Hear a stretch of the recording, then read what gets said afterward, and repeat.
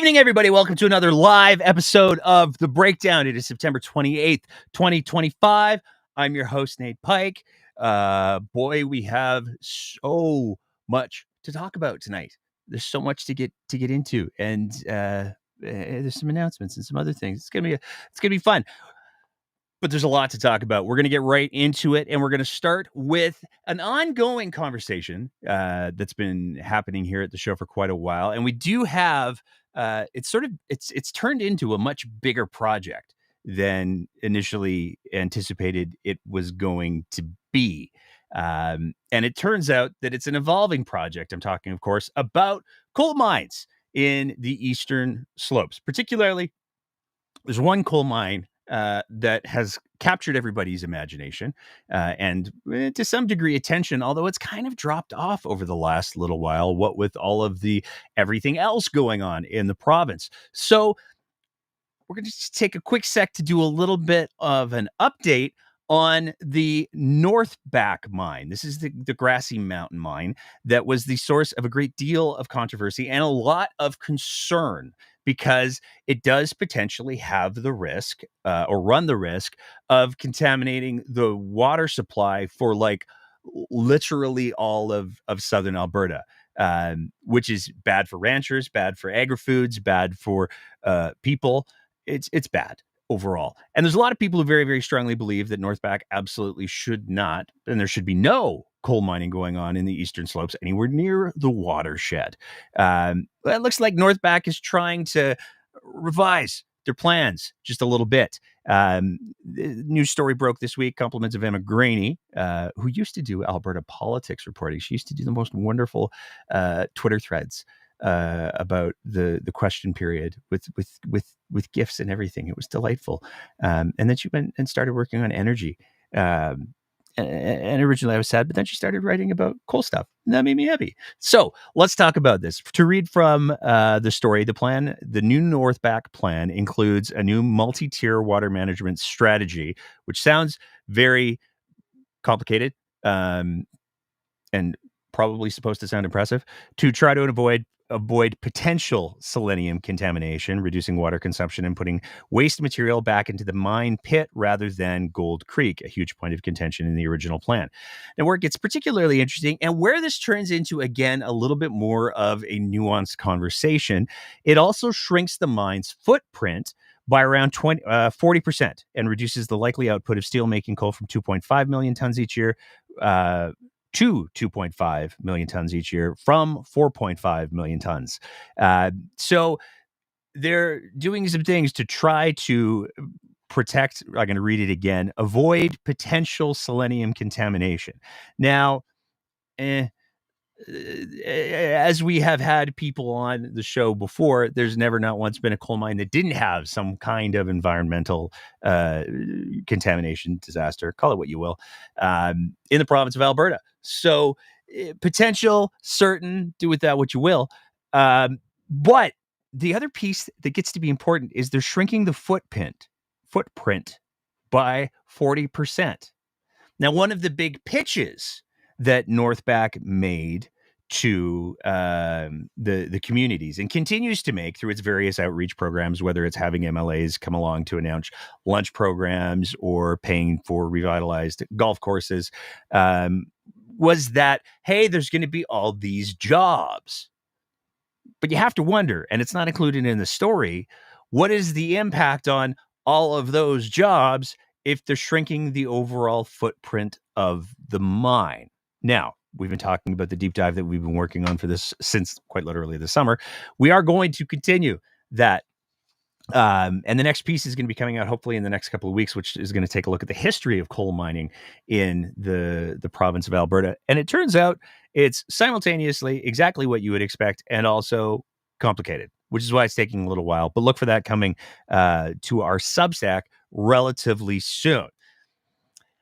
With that being said, we're going to get into the meatier issues, because we got a couple of really big things that we got to talk about. The first one is the new plan by the province of Alberta to update driver's licenses. And there's a lot of pieces to this that are really quite complex. The first piece has to do with the fact that back in August, Smith announced, Premier Danielle Smith, Danny, if you will, announced that Alberta healthcare numbers would be added to driver's licenses. And a lot of people went, that sounds good. But then she also made another announcement this week that made things a little bit more complicated. This change means that when Albertans need to prove both their identity and their citizenship, they'll be able to do so with a single document. It's about reducing red tape, cutting down on paperwork, and making sure that government works for you, not the other way around. Programs like Assured Income for the Severely Handicapped, Alberta Student Aid, and the Persons with Developmental Disabilities program all require proof of citizenship. With this new marker, accessing these supports will be simpler and more secure. So you see, the reason why they've decided to add your citizenship to your driver's license is so that if you are one of those comparatively small number of people that needs to access those very niche programs, you will already have proven your citizenship when you got your driver's license, because you still have to prove it when you get your driver's license. So in order for this to be a red tape reduction-y move, you would think that you would have to apply for more than one of these programs. It's very confusing, but don't worry, it's not just about those things. Adding a Canadian citizenship marker is also about protecting our democracy. Election security is a vital concern in Canada. By adding citizenship information to Alberta's driver's licenses and ID cards, we're taking a proactive step toward ensuring that only eligible citizens cast ballots in our elections. This helps safeguard the integrity of our electoral process and strengthens trust in our democracy. I also want to be clear that non-citizens, such as permanent residents, that still qualify for Alberta's driver's licenses will not have any marker displayed. Now, this is where there gets to be quite a bit to unpack, because one of the questions that we always have to ask whenever government does something is, what problem are we solving here? And the implication that this is about securing our elections suggests that there is currently a problem with non-citizens voting in elections that they're not qualified or allowed to vote in. And there's very little, statistically, we're talking about less than a rounding error for how many examples there have been of that occurring in Alberta over the last bunch of elections. It's just not a problem that really happens. But it is a talking point that we have seen used, particularly in the United States, around the idea of disenfranchising certain voter groups. And this is where it gets to be complicated, because not everybody has a driver's license. Not everybody has an ID card. And there is value, and we're going to talk about the Alberta healthcare stuff in just a minute here. There's a lot of value in saying, hey, we should have these things. That would be good for the people who can access them. But it also disenfranchises a boatload of people who maybe don't have those access cards. And if this is going to be the qualifying thing for elections, then it becomes even more problematic, because, as Danielle Smith says herself, people haven't historically had to prove citizenship when they are voting in elections. Typically, all they have to do is appear on the electors list and provide any form of ID.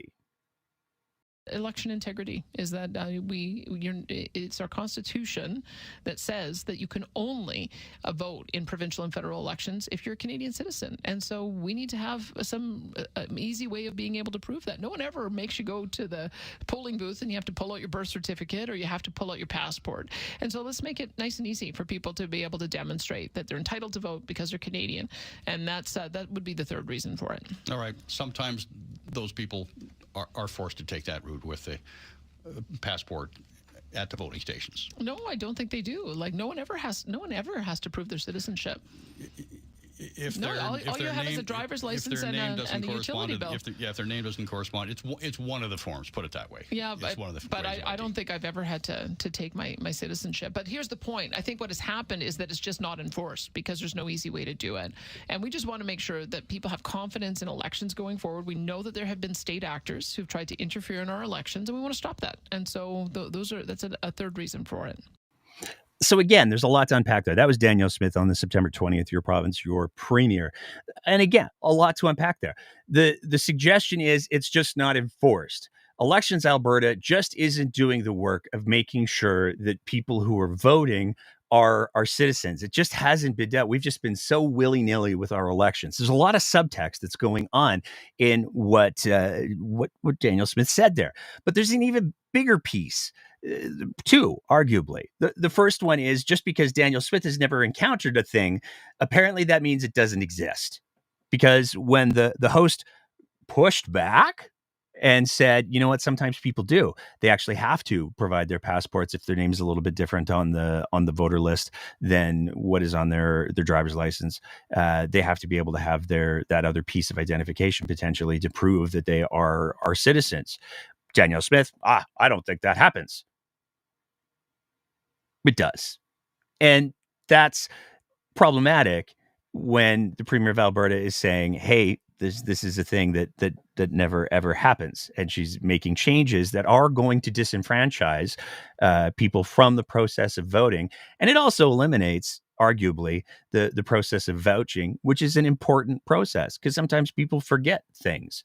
Sometimes people misplace things. Does that mean that they should not be allowed to vote in an election if they're otherwise authorized and available to vote in an election? No. All of these processes exist, and there's very little, if not no, evidence that there are problems with any of them. But as we see from Dani all the time, when she has a point that maybe got a little bit refuted, maybe there was a little bit of, I don't know if that's quite how that works.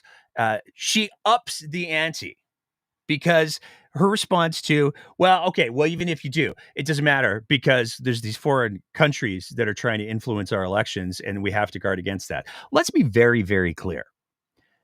All of the evidence that exists that demonstrates that foreign countries have tried to influence our elections have not been by sending people to vote. It's been by weaponizing social media. It's been by weaponizing how people receive their information and presenting false information and misinformation. And one could probably, and maybe will, make the argument that if one was really concerned about the integrity of elections, one would be conducting that conversation from a place of what's actually happening, what's actually going on, what do we actually have to worry about, and not pontificating about things that aren't happening. But it's not just about the piece with the citizenship. She went back to the conversation about the Alberta healthcare numbers. Lastly, as we announced several weeks ago, we will also be integrating Alberta healthcare numbers onto driver's licenses, also in late 2026. This will also provide additional security around healthcare numbers, as we have learned through our refocusing of the healthcare system that there are more than 500,000 healthcare numbers registered than there are people living in Alberta. 530,438 to be exact, based on second quarter 2025 population estimates. Now, there's a couple of things that I really want to, I'm setting the stage here, put a little food on the plate, as it were. Danielle Smith says, we've learned in our refocusing, based on population numbers and based on the number of issued healthcare cards, we've discovered this new problem that exists with the Alberta healthcare cards. It's very alarming. And again, the rhetoric that gets used is very, very revealing. You had mentioned that we have about 500,000 more health card numbers than we do have people living in Alberta. So who do those numbers belong to, and what's going to happen to those numbers once the health card numbers get added to the driver's license? Let me just sort of reiterate the number. It's 530,438 based on the population estimates from 2025. And I guess we'll find out as we go along. I mean, that's one of the things that is a bit of a mystery to us is we don't think that there has been very good record keeping by Alberta Health Services in this regard. It's part of the reason why we're taking more of these roles back into government so that we can get a better line of sight on these things. And one of the integrated approaches that my ministers have had has been to try to get to the bottom of this issue. So is it people who have passed away and their numbers haven't been cancelled? Is it people who have moved to another jurisdiction and didn't register with their new jurisdiction? Is it people who have left the country but maintain their Alberta health card so they can come back for treatment? We don't know. Could be any of those things. And so we'll have a much better idea now that we're integrating the two, because it'll be pretty clear where the outliers are, and we'll be able to have more answers to the question. But we had to start with trying to get the data so that we could get to the bottom of it. I don't know if Minister has more to respond to on that. No, I think you nailed it, Premier. This is the very reason why we have to do this initiative, because the way AHS was doing it previously just lacked security, it lacked controls. So we are going to, in the fall of 2026, we will now know who has Alberta healthcare cards, and there won't be 500,000 fake ones, which opens up the door for abuses. So.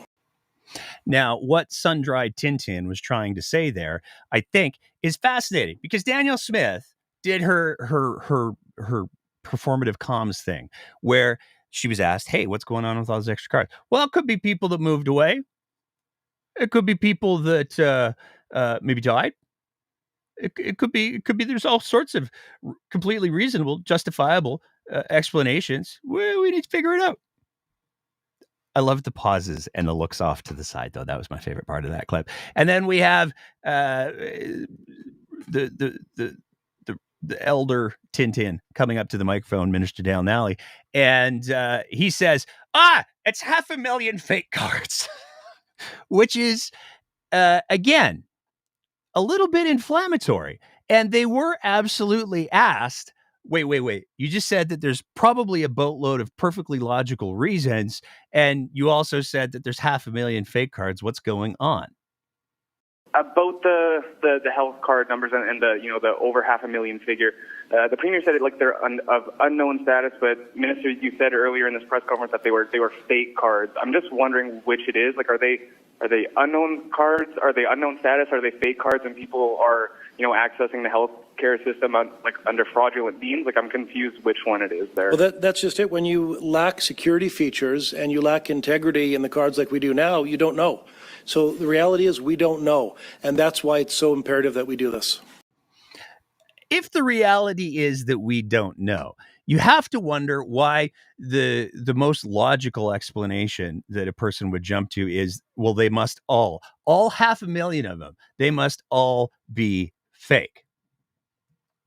But I want to replay one of the earlier clips because we gotta address a minor little issue here. You had mentioned that we have about 500,000 more health card numbers than we do have people living in Alberta. So who do those numbers belong to, and what's going to happen to those numbers once the health card numbers get added to the driver's license? Let me just sort of reiterate the number.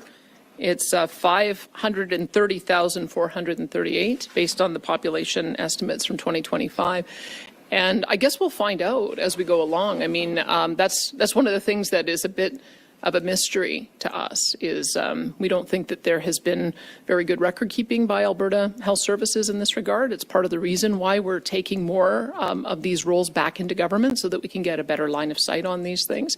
And so you see, the problem is Alberta Health Services. They didn't do very good record keeping. This is something that they discovered throughout the course of their healthcare disintegration, refocusing, potato. And it didn't take very long before a bunch of people went, whoa. Who's responsible for the record keeping on these things again? That seems like maybe it's not so much accurate.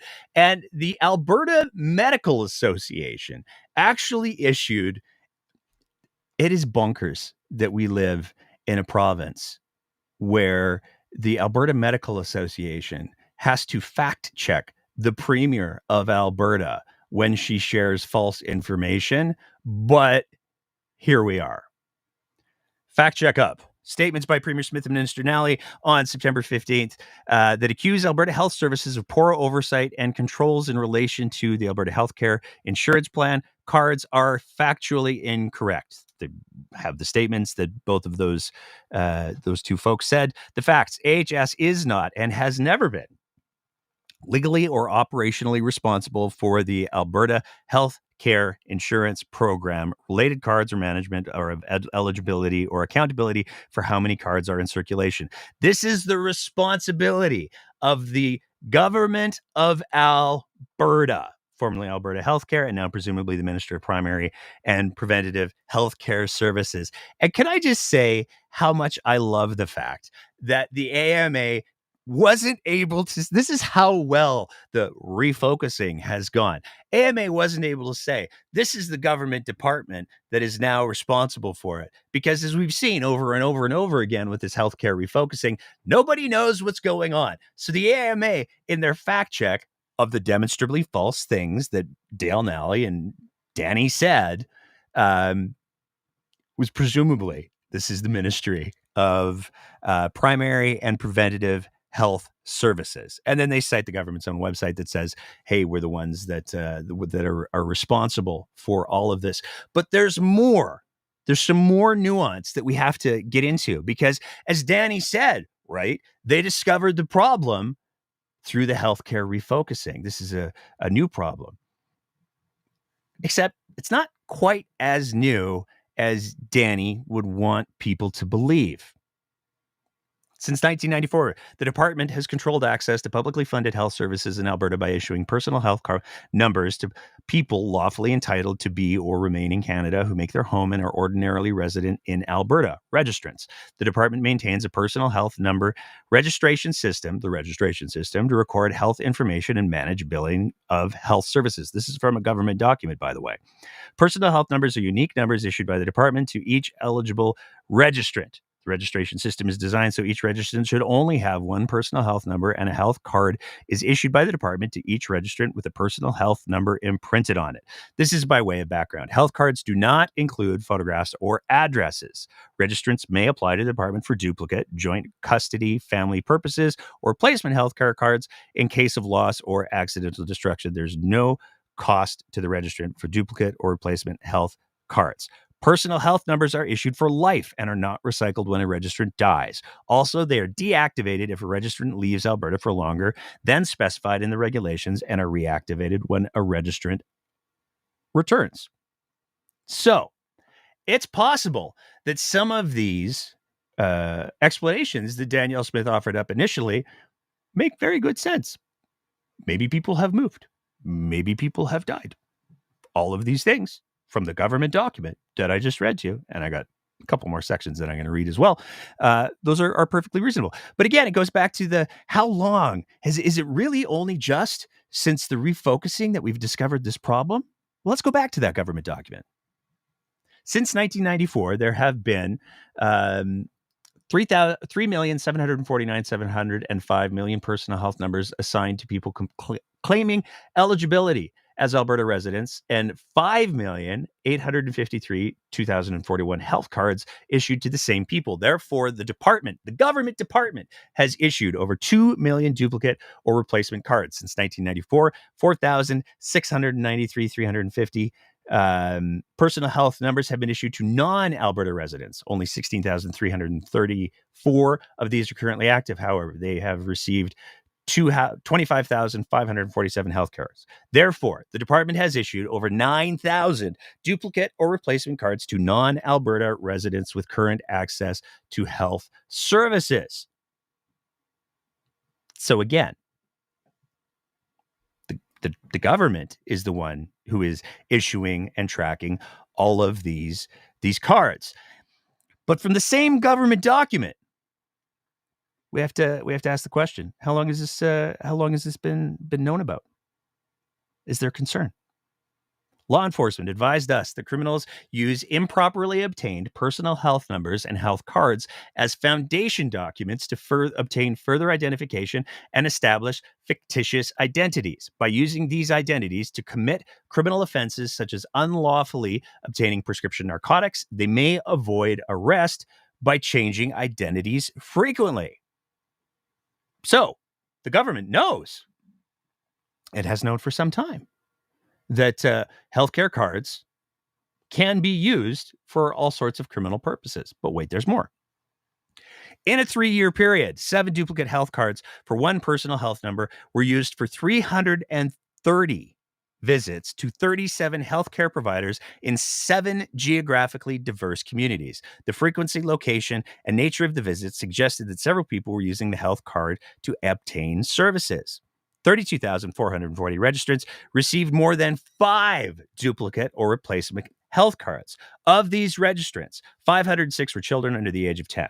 One adult registrant was issued 60 duplicate or replacement health cards. One apparently related group of 22 people was issued 900 by the government of Alberta, 982 duplicate or replacement health cards since 1994. Now, in the interests of full transparency, full disclosure, those numbers that I just read to you there from that government document, documenting that there are potential concerns with all of these things, they may be a little bit out of date, because as much as Danielle Smith told everybody in the press conference, we've only just discovered this problem since the health refocusing. See, the health refocusing has done some good things.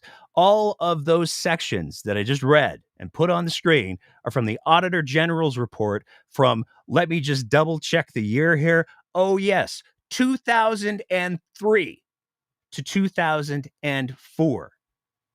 The fact that there are surplus cards in existence and that some of them are likely used for a variety of different types of fraud it's been a known issue for literally decades. So for Danielle Smith to come up and try to give credit to the healthcare refocusing for identifying a problem that anybody who has been following any of these government things for any length of time would know about is a little bit disingenuous. And it's also important to realize that some of these issues were campaigned on very recently. And full disclosure, I have a little bit of a bias on this one, because we know that I don't like to talk about the runnings that I have done in various elections. But I own my mistakes, and I have no problem saying. In 2019, I ran for the Alberta Party. And in 2019, the Alberta Party actually had as one of their campaign planks the reality that, hey, we should really do something about these paper healthcare cards. We should really do something like getting those numbers on ID cards. The Alberta healthcare card should be on ID cards, and people can just get regular ID cards, and they'll have the pictures, and it will decrease fraud, and it will solve many of these problems that were identified by the Auditor General in 2003. How do I know this? Because I wrote the policy for the Alberta Party saying that this is a problem that should be addressed. It was campaigned on by the Alberta Party in 2019. So for Danielle Smith to claim that this is a brand new issue is not only unbelievably disingenuous, it's just false. But there's other pieces to this conversation around the citizenship that are really, really important to highlight. What guardrails will the province put in place to ensure people don't face discrimination if someone sees on their driver's license that they are not a Canadian citizen? Again, This is pure and simple about putting citizenship on driver's licenses to make it easier when applying for benefits or citizenship entitlements. There will be no discrimination. We will not be putting the status of a non-Canadian on there. Which is such a bizarre answer. We won't be putting the status of a non-Canadian on there. Everybody's going to know that if you're Canadian, you'll have the status on your driver's license, but we're not going to put it for non-citizens. So if you see a driver's license that doesn't have Canadian on it, then you'll know they're not Canadian citizens. And when you think about all of the different circumstances where you may be required to present photo ID to suggest that there will be no discrimination, nobody in any liquor store or weed store or being pulled over by the new provincial police force is going to look at that driver's license and go, oh, you're not a citizen. And that's not going to somehow color that interaction. And if this does go ahead, and this will be the only way for people to present their Alberta healthcare cards, to suggest in a healthcare system where there is a lot of discrimination that is documented to happen, to suggest that this isn't going to be another piece that's going to potentially fuel some of that discrimination is not only profound peak privilege, but it's just not true. And I would humbly suggest that if the old version, the wrinkly Tintin, took the time to speak to, I don't know, any of the ministers, any of the MLAs in his own caucus who aren't that white, they would probably be happy to say, oh no, discrimination happens all the time. It's a very real thing. And yes, there will be circumstances where this directly results in discrimination, but we're willing to pay that price. That would be the answer from, I assume, the ministers, because they're clearly endorsing this move. But to suggest that there will be no discrimination between citizens and non-citizens is just absolutely rank, privileged bullshit. But there were some other topics that came up at the press conference as well. Just regarding harm reduction supplies like needles and bubble pipes, we're hearing that they're no longer going to be supplied to outreach agencies that work with Calgarians suffering from addictions. Can you speak to whether harm reduction tools like this are still available then at AHS facilities, and where things are with the province's plan to shut down the safe consumption site here in Calgary? Are those negotiations still continuing with city officials? Well, I'll tell you that we are moving towards shutting down safe consumption sites, especially when we have municipalities that have expressed a clear interest in doing so. We're in the process of doing that in Red Deer on the basis of council asking us to. We also, though, are making sure that we have other supports available. So we already have therapeutic living units within the corrections facility in Red Deer. We already have a recovery community that's been in operation for, I think, close to 2 years as a way of providing long-term support. And we're also building, a brand new regional hospital there as well. So we believe that we have to transition to provide support. I believe that the plan involves having mobile paramedic teams and mobile nursing teams in order to be able to provide things like naloxone in the event of overdose. So I think it's a matter of providing services a different way. For the specifics on the rumor that you're hearing, I would just I'd invite you to ask Rick Wilson, who is our Minister of Mental Health and Addictions, and he can maybe clarify what the policy will be. I also understand, again, I apologize if I'm catching you flat-footed, but that the federal government has, at least until last March, provided the funding for those supplies, for those kind of harm reduction tools.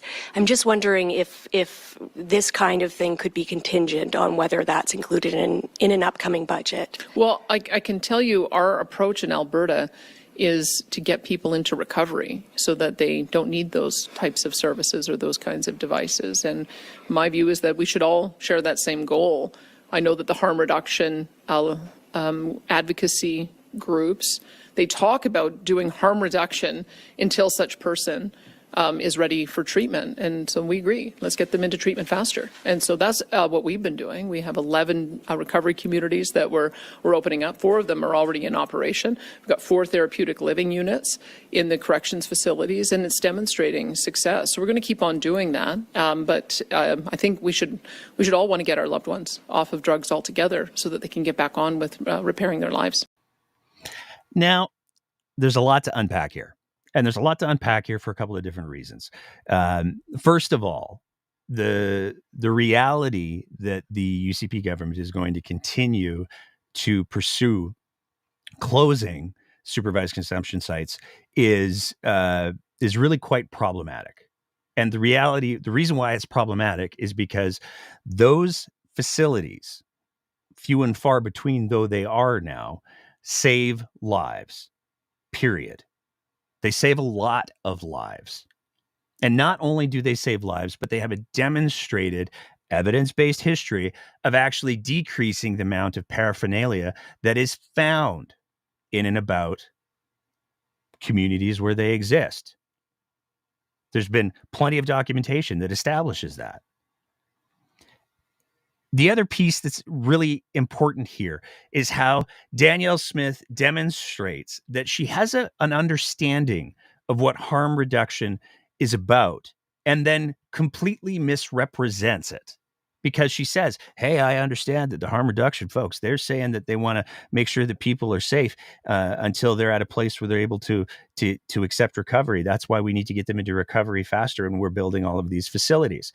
And on its face, that sounds like a maybe reasonable answer, but it ignores the fact that when we're talking about the goals of harm reduction, it is to keep people as safe as possible and as alive as possible until they are at a place where they are able to pursue treatment. You can have all of the facilities that you want, but if somebody isn't in that place yet, it doesn't matter. It won't be successful. But Danny seems to think, and maybe this goes to with some of the campaigning that we've seen from certain candidates in certain municipal races, Danny seems to think that there's going to be some way to get people into treatment that maybe is not dependent on whether or not they're ready.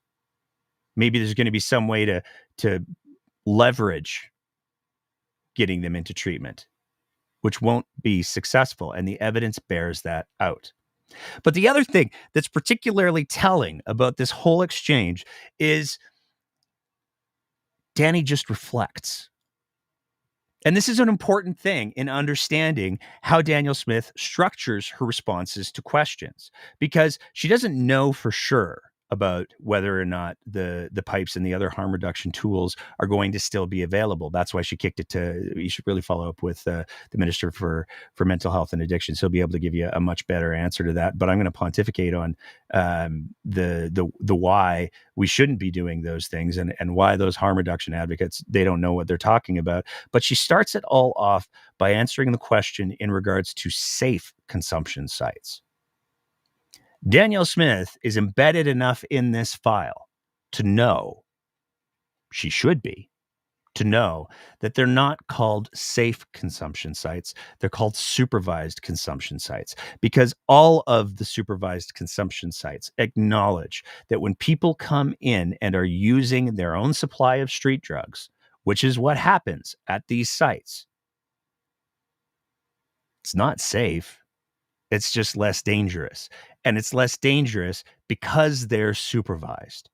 So if there is some sort of adverse reaction to whatever that person is using because they've gotten a hold of something that's part of the toxic supply, then that they will be able to get immediate medical care. That's the whole point of supervised consumption sites. But Danny didn't correct the reporter. And she didn't just not correct the reporter and decide to use the correct terminology. She used the terminology that had been used on her, because this is a whole big part of how Danielle Smith communicates with people. She takes whatever it is they're saying, and then she reflects it back and puts her own spin on it. And this is really important to understand. When we see Danielle Smith answering questions from people, we're going to see it a little bit later on when we get to the segment that we're doing on the insurance thing. But there's one other clip that's very interesting that came out of the press conference. Peter Guthrie is tweeting about a second cease and desist order regarding the name Progressive Conservative. Reasons for that? Well, I challenge you to show me any jurisdiction that has 2 Conservative parties on the ballot, 2 Liberal parties on the ballot, or 2 New Democrat parties on the ballot. You can't just steal the name of an existing party and then try to use their reputation to further your own. I mean, I have no problem with anyone going out and creating a brand new party, but we have the Progressive Conservatives are a legacy party name for our party, and we will fight to protect it. We simply do not want to create the confusion, because we know what will happen. We've watched what happened with Pierre's riding. Pierre's riding had something like 200 people on the ballot to try to derail it. If you allow one extra Conservative party, I can well imagine we'd have 50 Conservative parties on the ballot. And then it would create confusion. And I can tell you what happened in the by-election that Pierre Poilievre just went through.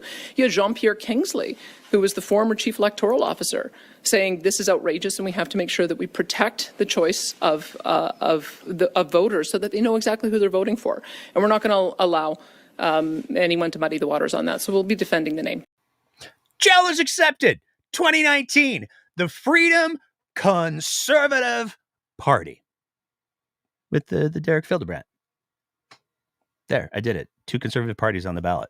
And they even ran in a lot of places too. Ran against some UCP candidates as well.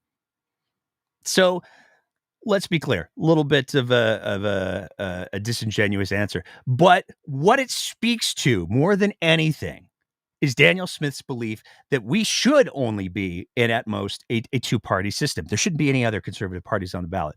And again, we have Danielle Smith grossly misrepresenting reality, because you referred to Pierre Poilievre's by-election where there were 200 candidates on the ballot. I don't know if she's saying that people shouldn't be allowed to run in elections, or if she's saying that people shouldn't be allowed to have Conservative on the name of the party that they're with when they're running on elections. But even if that's the case, one of the reasons why Peter Guthrie and Scott Sinclair have gone the route that they've gone with teaming up with the Alberta Party is because it's really, really hard to make a party. It's really hard to form a political party in the province of Alberta. There's very limited pathways. You take over an old one, which is sort of the Alberta Party's history. You form something together. You have a certain number of MLAs who sit in the legislature and they form the party inside of the legislature. You have to run a certain number of candidates in an election, or you have to gather a boatload of signatures. The notion that there would be 50 Conservative parties suggests that there are at least, I'm just going to do some back of the napkin math, 150 MLAs in the legislature who would form their own parties, or there are enough people to put together hundreds. And I mean, if we're talking about 50 parties, we're talking about millions of signatures being collected to form those parties. It's all ludicrous. It's a ridiculous statement. It would never, ever happen. But since we're talking about the PCs, because Danny is very, very clear. Oh, no, we don't want anybody else running with the Conservative name. Show me another jurisdiction. Wonder why she's so upset. She's very, very protective, not just of the brand, but of the idea that there really only should be one Conservative party. Never mind the fact that there are, at this point, 2 Conservative MLAs, at least, who have decided that the UCP does not represent them and it does not represent their values. So the idea that conservatism is united in Alberta is demonstrably false. But we also got a little bit of a glimpse into why maybe Danielle Smith is so afraid of the idea of there being a progressive Conservative party. There was a new survey that was done by Cardinal Research, and they took a look at two fundamental questions. The first question was, if a provincial election were held tomorrow, which party would you vote for? This is with the current political landscape. And with the current political landscape, which is largely a two-party landscape, you see that for all voters, the UCP would walk away with 35% of the vote. The NDP would get 30% of the vote. The Republican Party of Alberta would get 9% of the vote. The Liberal Party would get 4%. The Alberta Party would get 4%. Undecided are 17%. When you take a look at decided voters, the UCP pick up 43% of the vote, which is another majority. But there was a second question. And it's that second question that really maybe starts to highlight why Danny is so afraid. If a provincial election were held tomorrow, which party would you vote for? But this one factors in a PC party running candidates in all of the constituencies. All of a sudden now, for all voters, the NDP are leading in the polls with 24%. The PCs are beating the UCP at 22%, and the UCP are only walking with 20%. The Republican Party of Alberta gets 10%, and the Alberta Liberal Party goes down to 3%. For decided voters, it's even more stark. The NDP get 30%, the PCs get 28%, and the UCP only get 25% of the vote. Now, this is huge, because this would be a scenario where people actually got to choose which brand of conservatism represents their flavor of conservatism. Because let's be very, very clear. Many people have said the UCP, especially under Danielle Smith, it is not your grandparents' Conservative Party. Thomas Lukasik, who was deputy premier, have said this is not the PC party. There are a lot of older school conservatives who aren't into the type of social regression that Danielle Smith has made the defining characteristic of her party that would like another choice, please and thank you. So it starts to make a little bit of sense as to why Danielle Smith is going out of her way to do everything she can to bar a second conservative party, a second party with conservative in their name, even though the Wild Rose Conservative Party has made it, the Freedom Conservative Party has made it very, very clear that under election law, it's totally legitimate to have the word conservative in your name. And it's also worth remembering that Elections Alberta did reserve the name Progressive Conservative for somebody. And that's what they're hoping to use. So all of this remains to be seen. There's been no decisions from Elections Alberta in regards to what name the rebranded Alberta Party will be able to use. But it's starting to become very, very clear why Danny is so very, very afraid of not Pete Guthrie, not Scott Sinclair, but a second conservative choice that is openly identified as conservative and maybe a little bit more of the compassionate conservative that Albertans are used to pre-UCP. Moving on from there, we got to talk about teachers because there's some things that are going on in the province of Alberta right now that are pretty significant when it comes to the teacher stuff.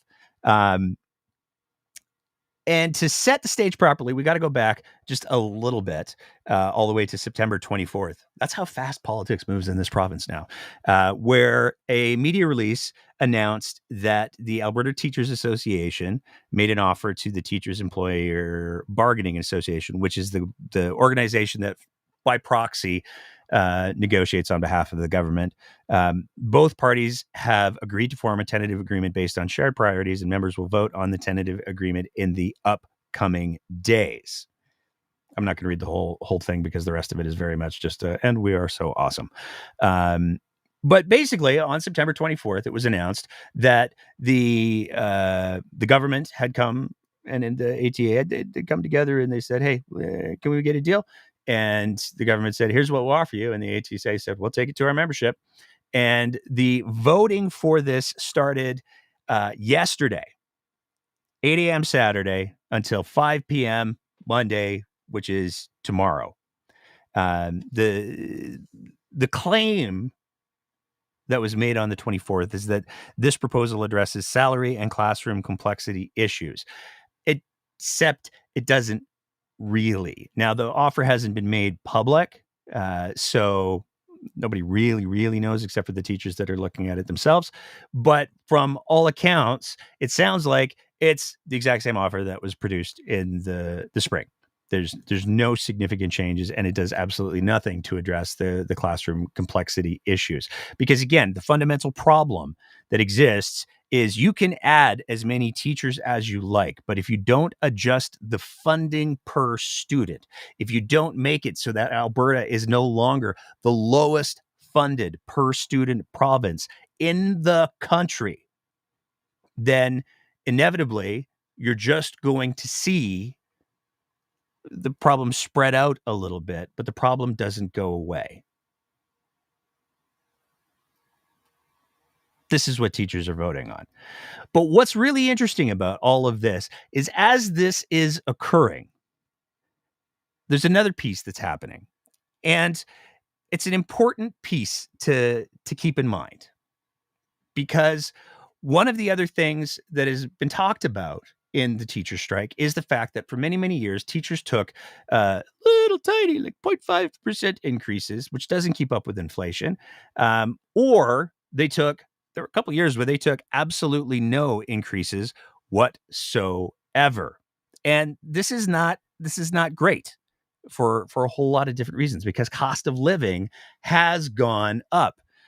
If we take a look at just the average Alberta premium from 2019 to 2023, it has gone significantly up. And where this gets to be particularly bonkers is how the government decided to address this issue.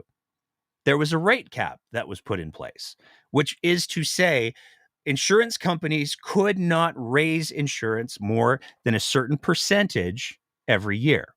Now, that rate cap was 7.5% for good drivers. On September 24th, it was a very busy day, September 24th, the government announced that they are, great news, they're extending the rate cap for 2026.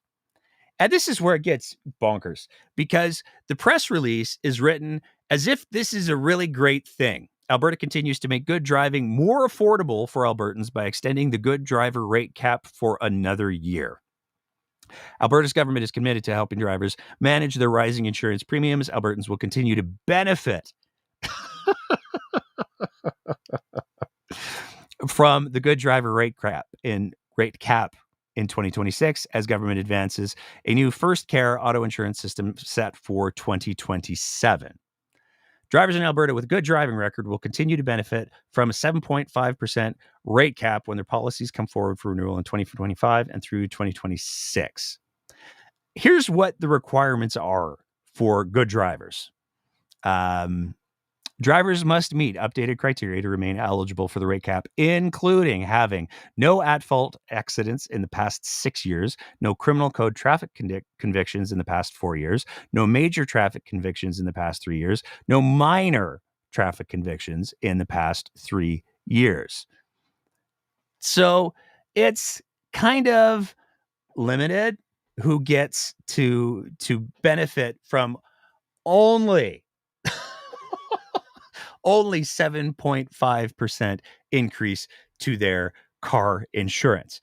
If you're not eligible because maybe you got a minor traffic conviction 2 years ago, maybe you got a ticket for blowing a red light and you pled guilty, it's not 7.5% for you. Sky's the limit. But where this gets to be particularly galling is this is over 1 year. So while teachers are looking at best, with the current offer, 3%, assuming that the rumors are true, that it was 3% each year, teachers are looking at a 3% raise over 1 year. Insurance companies are looking at least a 7.5% raise over 1 year. Both of these things are entirely within the government's control. But the government has decided, we're going to give the insurance companies a little bit more. And that really, really speaks to priorities. But where it really becomes abundantly clear what the priorities are is Danielle Smith on September 6th on Your Province, Your Premier. We have a 17-year-old son who, I guess, statistically is at a higher risk and everything else. I guess we live on the border city, so we can look at Saskatchewan rates, which are astronomically lower, and it is specific to the person driving the vehicle versus the vehicles themselves. I would like to know if, I guess, anything can be done to kind of switch up how it is, because right now we phone numerous insurance companies and you get different rates from different insurance companies. And with that, with all the immigrants who are coming in, are they placed in the same bracket, I guess, because they're brand new to the country, we have inclement weather that they're maybe not used to, or do they fall in the bracket of being over the age of 25 and their rates are reduced? We have a private insurance market in Alberta that has caused a lot of frustration. And it was recommended to us that we, in one of the reports that we received, to look at a public insurer. And when you do that, you have to remember, then you're switching any risk of overages to taxpayers. So we had to consider that. It would cost several $1 billion for us to set up a brand new Crown corporation. And we'd go 100% no fault, which means no one would have the right to sue at all. And we just felt like that was too much change for this market. So, to be clear, Danielle Smith acknowledges that she received recommendations that the province of Alberta should go ahead with a public insurance option for Albertans because it would save Albertans money. It would address the cost of living crisis that Albertans are facing. One can only assume that report factored in the cost of setting up the new Crown Corporation and the benefit. And Danielle Smith doesn't say, hey, the report said we should do this. We should totally do this because it would make Albertans' lives a whole lot better. But we would end up losing some taxpayers' money on it. She doesn't say that. What she said was it would be too much change for the market. So again, it's very, very clear what the priorities are. It's not Albertans. It's the corporations. And that's something that becomes, with all of the contract negotiations that are going on, it becomes painfully clear.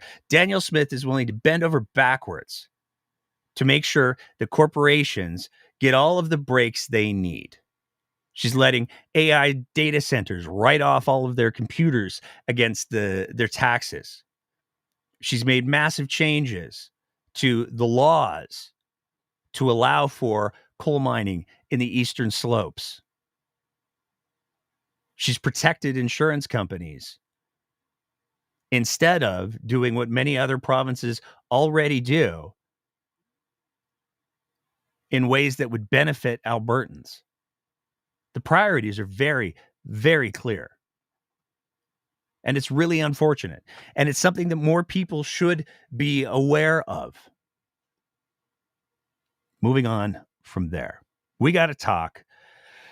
Oh, boy. You take 1 week off with plague.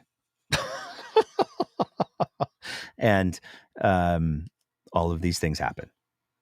Because we got to talk about the Canadian Charter of Rights and Freedoms. Now, there is some important background and context that we have to set before we get too far into things, because there's a lot of misinformation and there's a lot of people who believe a lot of false things about the next topic, which is going to be the notwithstanding clause. You see it all the time in Alberta. People are like, they should use the notwithstanding clause to get us a pipeline, or they should use the notwithstanding clause to get us all free bags of chips every second Tuesday. I don't know. It seems like there's a perception that the notwithstanding clause can be used as a get out of jail free card for just about anything that a provincial government wants to do.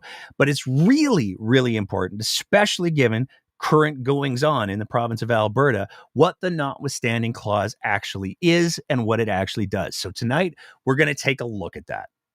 To start with, when we're talking about the notwithstanding clause, we are talking about Section 33 of the Canadian Charter of Rights and Freedoms. And yup, I'm going to read it to you. Section 33 states, Parliament or the legislature of a province may expressly declare in an act of Parliament or the legislature, as the case may be, that the act or a provision thereof shall operate notwithstanding a provision included in sections 2 or sections 7 through 15 of the Charter. So, what Section 33 is saying in the first little bit there is that, because in some provinces they call their legislatures provincial parliaments, a provincial governing body can say, we're going to use Section 33, and it's going to allow us to make a law that's going to be a law, even though it violates potentially the rights that are enumerated in sections 2 or sections 7 through 15 of the Charter. And we're going to talk about what those sections are in just a sec, but we're going to finish going all the way through the notwithstanding clause. An act or a provision of an act in respect of which a declaration made under this section is in effect shall have such operation as it would have but for the provision of the Charter referred in this declaration. A declaration made under subsection 1 shall cease to have effect 5 years after it comes into force or on such earlier date as may be specified in the declaration. Parliament or the legislature of a province may reenact a declaration under subsection 1. So basically what that whole chunk means is that once a provincial government has said, we've got this law that we like this law, and it's totally going to violate sections 2 or 7 through 15 of the Charter, but we really, really like it, and we want to do it, even though it's violating Charter rights. So we're going to invoke Section 33 as part of the legislation, and they get to have that law be on the books for 5 years.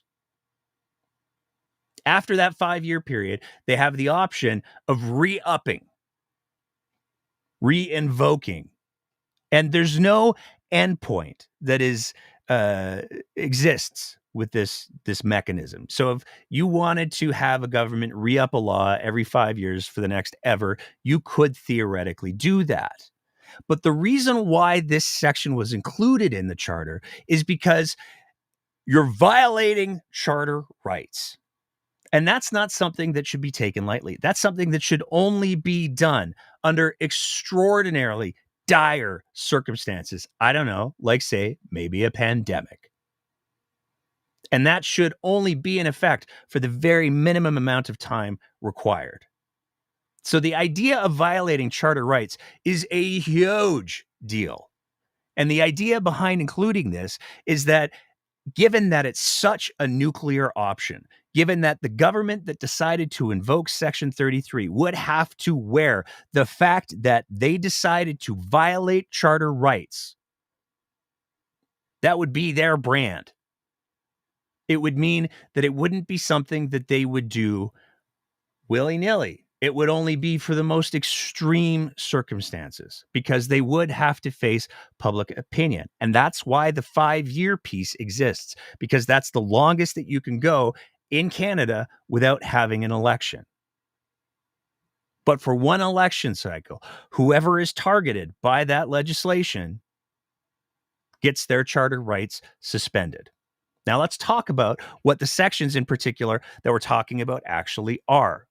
Section 2, fundamental freedoms. Everyone has the following fundamental freedoms: freedom of conscience and religion.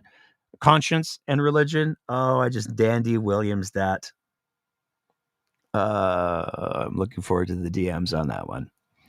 Everyone has the following fundamental freedoms: freedom of conscience and religion, freedom of thought, belief, opinion, and expression, including freedom of the press and other media of communication, freedom of peaceful assembly, and freedom of association. So that is the first chunk of rights that the government can say you don't get to do those things anymore under Section 33 for a period of 5 years.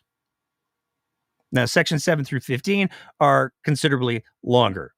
Everyone has the right to life, liberty, and the security of person, the right to not be deprived thereof, except in accordance with the provincial principles of fundamental justice.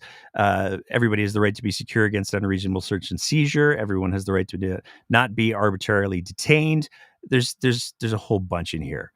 But the big one that becomes pertinent to the conversation is Section 15 under equality rights.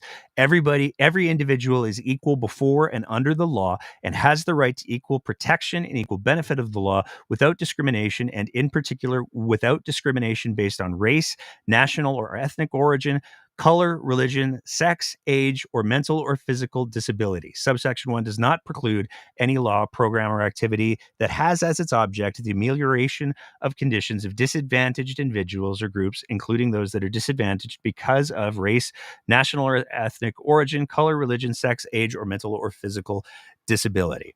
So the easiest way to explain sections 2 and 7 through 15 is those are all of the individual rights that are protected under the Charter. One of the questions that's come up is, why does Section 33 only apply to those provisions? And if you take a look at the history of it, it actually has to do with the fact that prior to the Canadian Charter of Rights and Freedoms, those rights weren't explicitly spelled out. And so one of the justifications for including the notwithstanding clause is these are new rights. In 1982, we need to see how it's going to sort itself out. We maybe need to give provinces a little while to sort things out, but it was never intended for social engineering. And there's probably a very compelling argument to be made that 1982 rights aren't new rights anymore. I mean, it's not a super new document, but it's by no means the newest one that goes on. So this is all the background of the Canadian Charter of Rights and Freedoms and the notwithstanding clause. And I'm looking forward to getting all of the DMs from lawyers telling me that I've just done a big thing badly. If there are any major corrections that need to be issued, we will issue them next episode. But there's a big conversation that's going on in Canada right now about the notwithstanding clause, and it has a lot to do with a Quebec bill called Bill 21. And this is in many ways a problematic bill because it argues for secularism in Quebec, which means you cannot work in any public-facing government capacity if you are wearing anything that has anything to do with any kind of faith. So if you're wearing a hijab or niqab, you can't be in a public-facing government role. You can't be a cop. You can't be a crown lawyer. You can't work on government contracts. If you are a Hasidic Jew, you cannot wear the clothing of your faith and have these government roles. And there's a lot of people that are making the argument that is profoundly an overreach. And there are conversations that are going on in the country right now in regards to should there be limitations on the notwithstanding clause, because it seems like there are certain governments that are getting much more comfortable saying, you know what, we're just going to use the notwithstanding clause to get whatever we want and punch down on certain groups without any regard for the consequence. And in certain provinces, you can kind of sort of get away with that a little bit. Quebec's law has been controversial, but it does have majority support. And this is where it gets particularly problematic, because if you're governing only by popular opinion, then we run into something called the tyranny of the masses. And this is the idea that if you get enough like-minded people together, they can make very bad decisions that hurt other people together. And there's a very real argument to be made that in the presence of real leadership, that shouldn't be a problem, because real leaders should be going out of their way to bring people along. They should be trying to find solutions that work for everybody to move a society forward. But every once in a while, you get a leader that decides to get in front of whatever parade has already been started and just keep doing what the rest of them are doing. And this brings us to how this is pertinent for the province of Alberta right now. Because on September 17th, Andrew Boychenko, who is the Minister of Tourism and Sport, was issued a mandate letter. And in this mandate letter, which is basically the instructions for here's what I want you to do as the premier of Alberta, here's what your job is. Go do these things now, do them.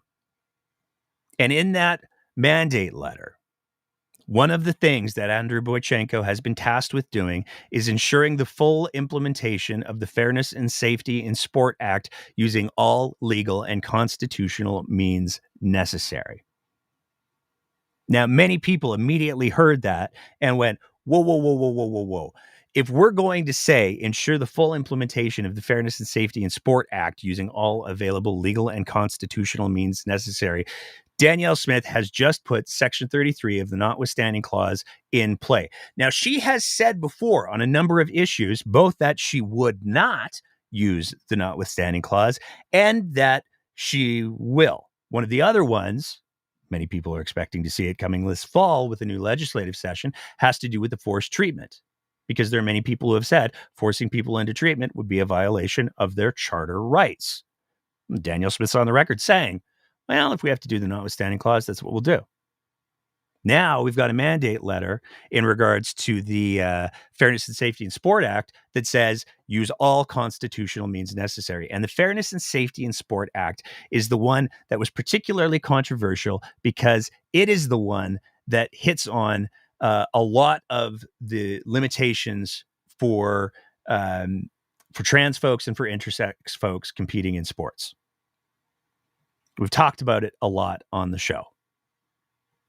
And there's some pieces here that are really, really important to highlight.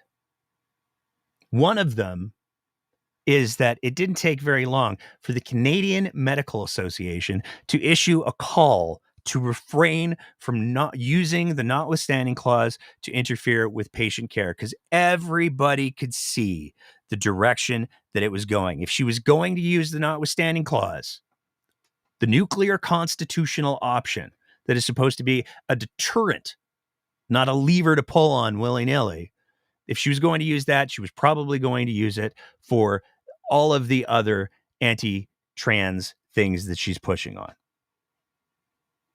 And it didn't take very long before that came out, because in a leaked memo, it was made clear that Danielle Smith was going to consider using the notwithstanding clause to make sure that her non-evidence-based policies on gender-affirming care in Alberta, which have already had an injunction placed on them by a judge because the judge determined that putting them in effect immediately would cause irreparable harm to vulnerable youth. Yeah, we'll do the notwithstanding clause on those as well. Here's what Smith had to say about that leaked memo. A new position. A leaked memo says your office is preparing to use the notwithstanding clause to amend 3 transgender laws covering pronoun and name changes in schools, participation in female sports, and restrictions on puberty blockers or other care. Why is this necessary to go the notwithstanding clause route, and doesn't it override rights? Well, first of all, it's a leaked memo, so obviously it's an internal discussion document, and somebody's upset about it, and so they're trying to make a media story out of it. I have said that we believe that our laws can be defended in court on the grounds of Section 1, which is reasonable. I think if it's reasonable, if it's evidence-based, that we can make the case that we shouldn't be doing medical interventions on children that will sterilize them. It just seems so obvious to me that is the case, and that is ultimately what the courts will decide. So I'm prepared to go to court and battle that out. I think we need to. But if it turns out that the court process may take years and years and years to resolve, then we may have to take that measure in order to protect kids. So that's what we're getting our internal lawyers to have a look at is what is the time frame of what it would look like to go through the court process at all of the different levels versus what it would do to be able to protect kids today. And we haven't made a decision yet, but that's the conversation that we're having. All right. Should you decide to go that route, would it not override rights?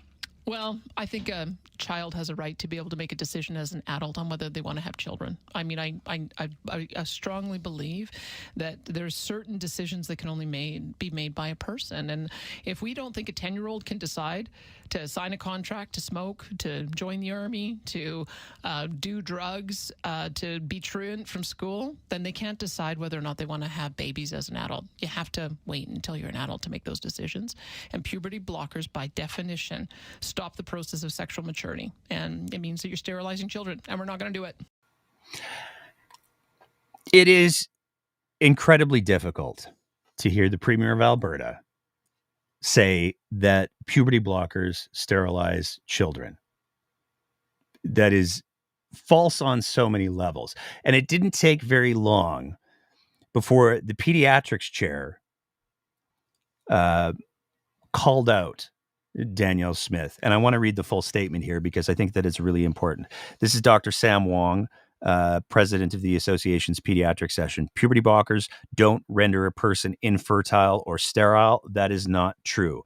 To say that they're sterile is a gross overstatement because you would never say that a 6-year-old is sterile because they can't have children. Maybe Smith should get her facts straight, be less condescending.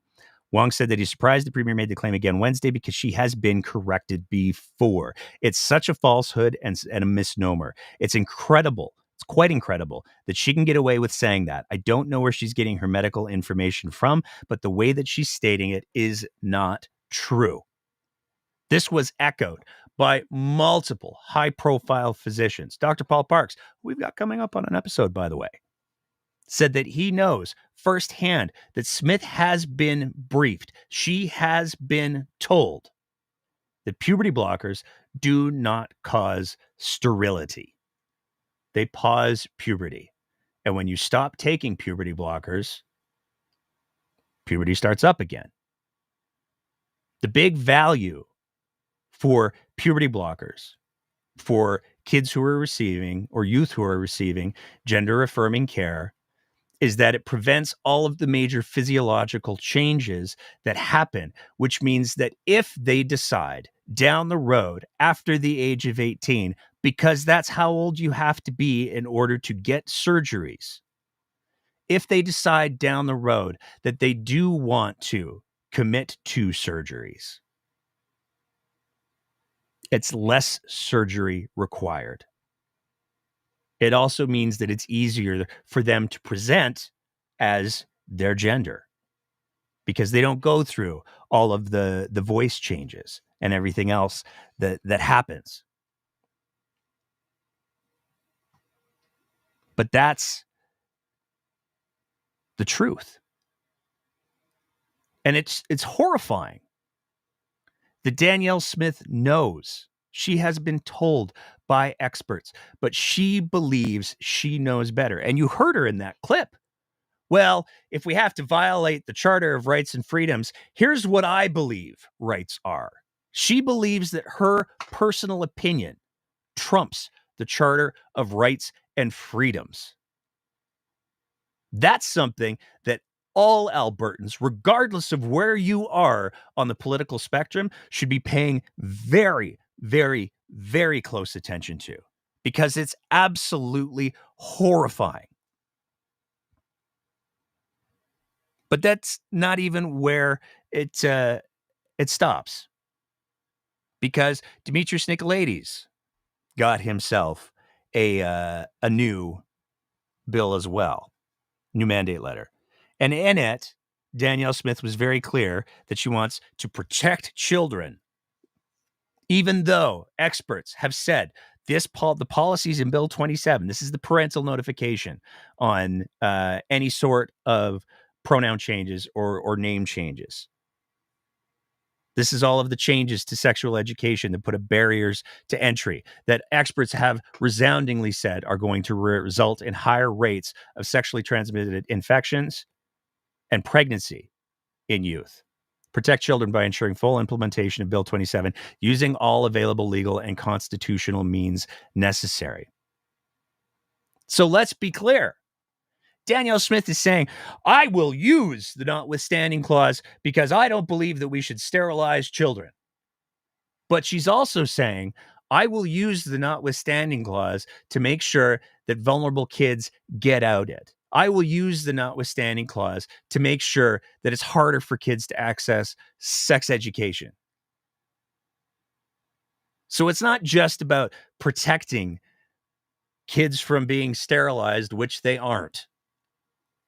It's about her getting her way. And when a provincial leader goes down the road of saying, if I can't get my way on my socially engineered policies, then I'm just going to invoke the notwithstanding clause. Again, that's something every Albertan should be paying attention to. And I want to address one other thing really quickly before we move on to the remainder of the show, of which there is still plenty, because I decided to get sick last week. One of the counter arguments that has been launched, which is not true, it does not hold the water that it claims to, is, well, you know, if a kid starts on puberty blockers, it's pretty much a guarantee that they're going to go on to the hormone replacement therapy. And then it's pretty much a guarantee that they're going to get all the surgeries done. And at that point, they're sterile. So yeah, puberty blockers cause sterility because they're the first step on a dark path towards sterilization, which again, you cannot get the surgeries in Canada under the age of 18. There is nuance to be had here. And there are real conversations to be had about making sure that kids who are navigating gender dysphoria get all of the supports that they need and deserve, so that if they start on the road of gender affirming care with the support and permission from their parents, which is how it works now, if they start on that road, they get to define what the endpoint is. And there's no doubt that there will be some youth who start getting gender affirming care, and then they maybe decide, you know what, I don't want to get the surgery. Not yet. I want to do the puberty blockers and the hormone replacement therapy, but maybe I do want to have reproductive options down the road. So I'm going to hold off on those things. And they should be given all of the supports that they need to make those decisions with their parents while it's appropriate, and then on their own. But those decisions should not be made by a premier or an elected official who has no background in medicine or endocrinology or psychology or psychiatry. They should be made by the qualified professionals. So if we want to have a conversation about increasing supports so that any decisions that are made as youth navigate their way along that continuum of care, I don't think that you'll find anybody in the trans community who's going to say, no, what we need is less supports. We need less supports. That's just not a thing that's going to happen. But that's not what the Premier of Alberta is arguing for. She's arguing for revoking people's charter rights. Period. And you're going to hear me repeat that a lot over the coming weeks and months, because it needs to be said and it needs to be understood. And it needs to be made patently clear that she's doing so based on lies. Puberty blockers do not sterilize children. Period. All of the experts, the chair, again, of the pediatrics section says that's not true. Many doctors, as again, stepped up and said that's not true. So Danielle Smith is willing to revoke people's charter rights based on a lie. That needs to be understood.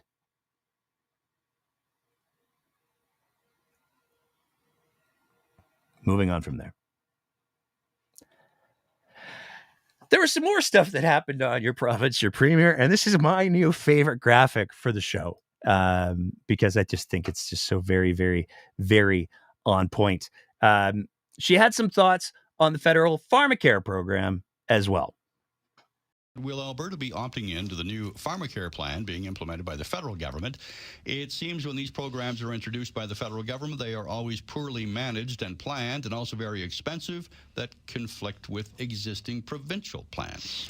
I know that there's this mythology that the federal government is offering a 100% of drugs covered 100% of the time at $1. It's not true. I wish that people would take a look at the plan. They are essentially covering two types of ailments. They're covering diabetes and they're covering birth control. So if you don't have diabetes and you don't need birth control, the federal Pharmacare plan does nothing for you. Meanwhile, we have multiple different provincial Pharmacare programs. I think we're in the process of trying to rename it so people understand we do have a Pharmacare program. We cover Pharmacare for those who are ACE recipients. We have a special seniors Pharmacare program for those over age 65. We have a special non-group Pharmacare program for those who don't have their employer covering it. And we also use Blue Cross for all of our employee groups as well. And no, we're not ending all of those programs so that the federal government can only cover your birth control and your diabetes. We're not going to do it. So that's the problem that we have, is that it is not comprehensive. It is not from $1. They've raised expectations about what it is, and we are going to make sure that we continue to support people on the programs that they actually need and the care that they actually need with the programs that we have. No. That's just not true. The federal government was very, very clear when they announced the first step of the National Pharmacare program that this is only step one. And if anybody believes that the federal government has said that they're going to cover 100% of all medications across the board, they are the victims of misinformation that maybe came from, I don't know, maybe the premier's office, but it's simply not true. And the vast majority of people are aware of that. But Danielle Smith continues to try to say, oh, people think it's going to be 100%, but it's not going to be 100%. And people are they're going to be so disappointed. And I'm not going to cancel people's drug programs. As we have established on the episode that we did, where we did the FOIP, and we asked, what the hell was LaGrange talking about when she said that these programs would need to be canceled? The only reason why any drug programs would need to be canceled was because Danielle Smith says so. That's it. There's no requirement of the federal program to cancel existing Pharmacare programs. It's just not a thing that exists. If anything, the federal program would save Albertan taxpayers money, because for those people who are on those provincial programs and who do need diabetic medications or birth control medications for a lot of different reasons, which aren't necessarily birth control, by the way, that would be something that would be paid for by the federal government, not the provincial government. That still sounds like a win. But Danielle Smith does not want to give the federal government any wins whatsoever. But that's not the only bonkers clip that came up. Remember how we started off? We were talking about the driver's licenses and Danielle Smith being so concerned about election integrity, and how we talked about the importance. If we're going to talk about the integrity of our elections, we need to make sure that we're having honest conversations that are based in facts. Don't know what made me think of that. Electronic tabulators for elections. You're not in favor of those. City of Calgary said, look, if we're not going to be using those for this next municipal election, it's going to cost an added, I think the amount was $250 million or something. I can't remember. Maybe I'm off on that amount, but it's an extra cost. Plus, they're going to have to hire more people to do all the ballot counting. Democracy costs money. It does. And you know what? The federal government somehow managed to muddle through having a nationwide election without using tabulators. So we're just doing what we've heard people want us to do, is let's go back to counting ballots the traditional way. And there's good reason for that, because when you have a very, very close vote, you need to be able to see the paper ballots so that you're able to do a recount. In most ridings, one candidate is well ahead of the other, and so it's immaterial. But where it really matters is when you end up with votes of 1 or 10 or 100 separating the top guys, and they need to be able to have the paper ballots in front of them so that they can do a recount efficiently. You just can't do that with tabulators. So I'm sure that we will find a solution. I'm sure we will. I'm encouraging everybody to get out there and do your civic duty. If you have the ability to get trained up as a poll worker so that you can help with the count, please do, because we're going to do the same thing provincially as well. So there's some numbers that need to be corrected there. It's not 250 million. Best estimates are it's going to be roughly $3.3 million, which is still a lot of money. And as Danielle Smith talks about all of the things that we simply cannot afford to do, it's bonkers that she would, and that's just Calgary, by the way. Edmonton's going to have their own costs as well. It's bonkers that she's willing to say, we're going to spend millions and millions of dollars of taxpayers' money on getting rid of tabulators. But there's a more insidious piece to it as well, because she starts by recognizing that we're talking about the tabulation, the vote counting. And then she pivots to the whole paper ballots bullshit. And let's be clear, it's absolutely bullshit. Tabulators are not electronic voting machines. They count the votes that have been cast, and they save a lot of money in doing so. And her whole spiel about, well, you know, if there's like a really, really close election, we need to make sure that we've got those paper ballots that could be counted. We do. Anybody who was present in the last provincial election knows that there were multiple constituencies, multiple races that had recounts that were wafer thin margins. And they were able to do those recounts because they still had paper ballots. Nobody is advocating, seriously, for the use of electronic voting machines. Nobody is saying that we should be going to a system where there's not a paper record of how each individual person cast their vote. The only question is, how quickly would we like those votes counted, and how much money can we save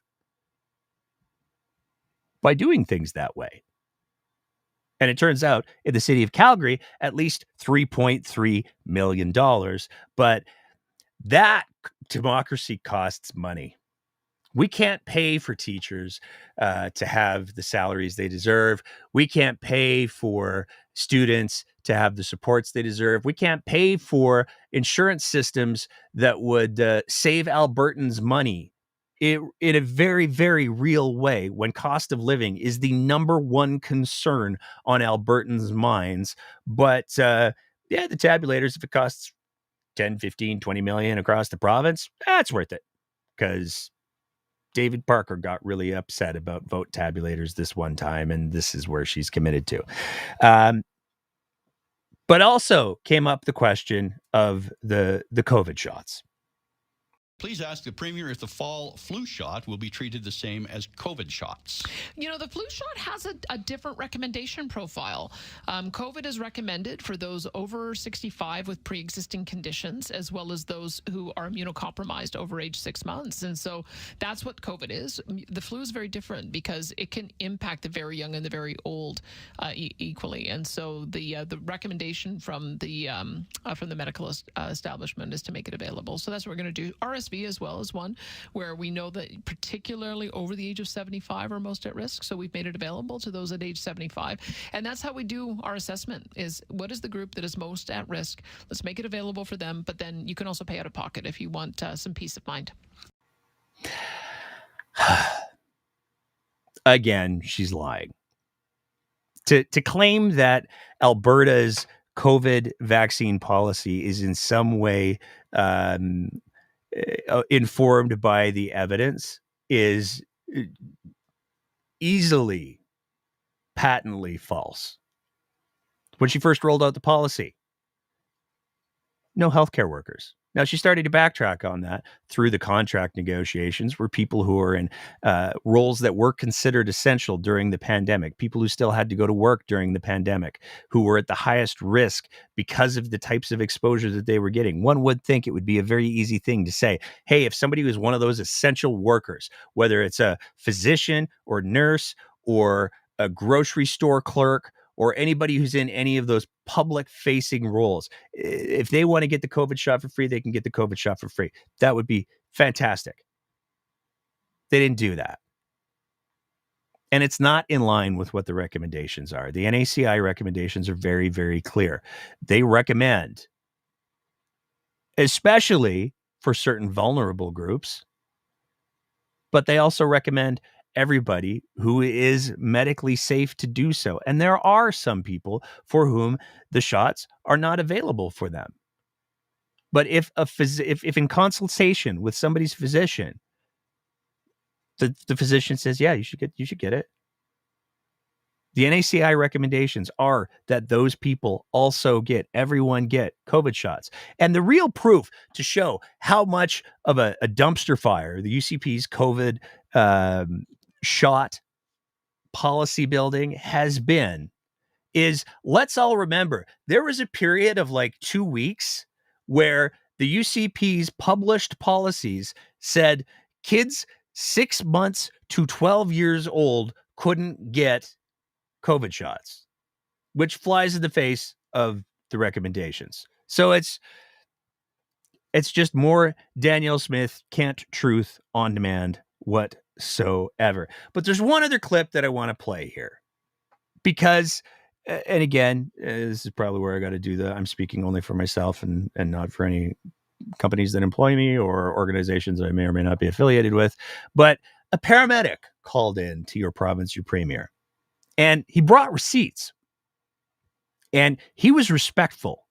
And the answer that Danielle Smith gave, I'll let you hear. Right now, we're the lowest paid paramedics in Canada. You got us out of the hallways when you got elected. We're back parked in the hallways again. We're in chronic red alerts. Sometimes on night shifts, only 61% of our staff come in. We're having staff retention problems. We have the highest book-off rate in the health sciences portfolio. AHS took away our supplementary pensions when we came over from the city of Calgary. And as a thank you, AHS, after 37 years of work, gave me a $25 certificate. So that's 71 cents a year for being a loyal employee. So I'm asking, can you advocate for the paramedics? We're probably going to be taking a strike vote soon. Yeah. And, like I said, I'm a big fan of yours. Maybe where we could find money for the contract is there's a lot of fat severance packages with our AHS managers. And you yourself have said that, we have, AHS has a lot of managers. So anyhow, I support you, and I hope you support your paramedics. Thanks so much for that, John. I have a very dear friend who is a paramedic who has been giving me a blow-by-blow of where things have improved and then where they have regressed.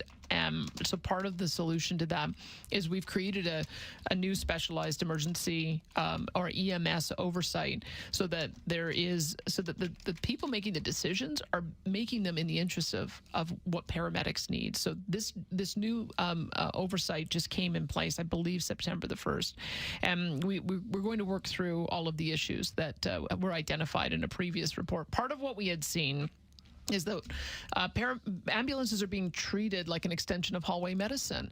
And so if you have people who are in long-term care patients who are in acute care beds, then that prevents us from being able to move emergency patients into those beds. And then when the emergency beds fill up, then the hallways fill up. And then when the hallways fill up, they just keep parking ambulances. So the solution is we've got to get those alternative level of care patients out.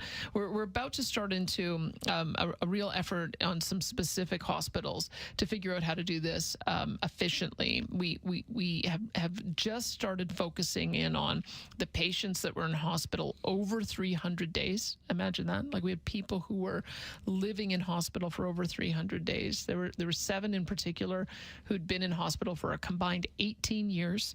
We found an appropriate place for them. And now we're going to make sure everyone who's been in the hospital over 300 days has an efficient way to move out. And then we'll go to 200 days, and then we'll go to 100 days. And by doing so, we hope to get that 1,700 alternative level of care patients that we know we have in hospitals out so that we can start moving the patient flow. It's taken a lot longer than I wanted to get here. It took a lot of sort of structural change to get there, but we're there right now, and I'm with you. The other thing I should just say about bargaining, because I know, unfortunately, HSAA also didn't accept our most recent proposal. It was about a 60-40 split, and so I know that there are some people happy and some that are not. But one of the processes is for for us to do market adjustments.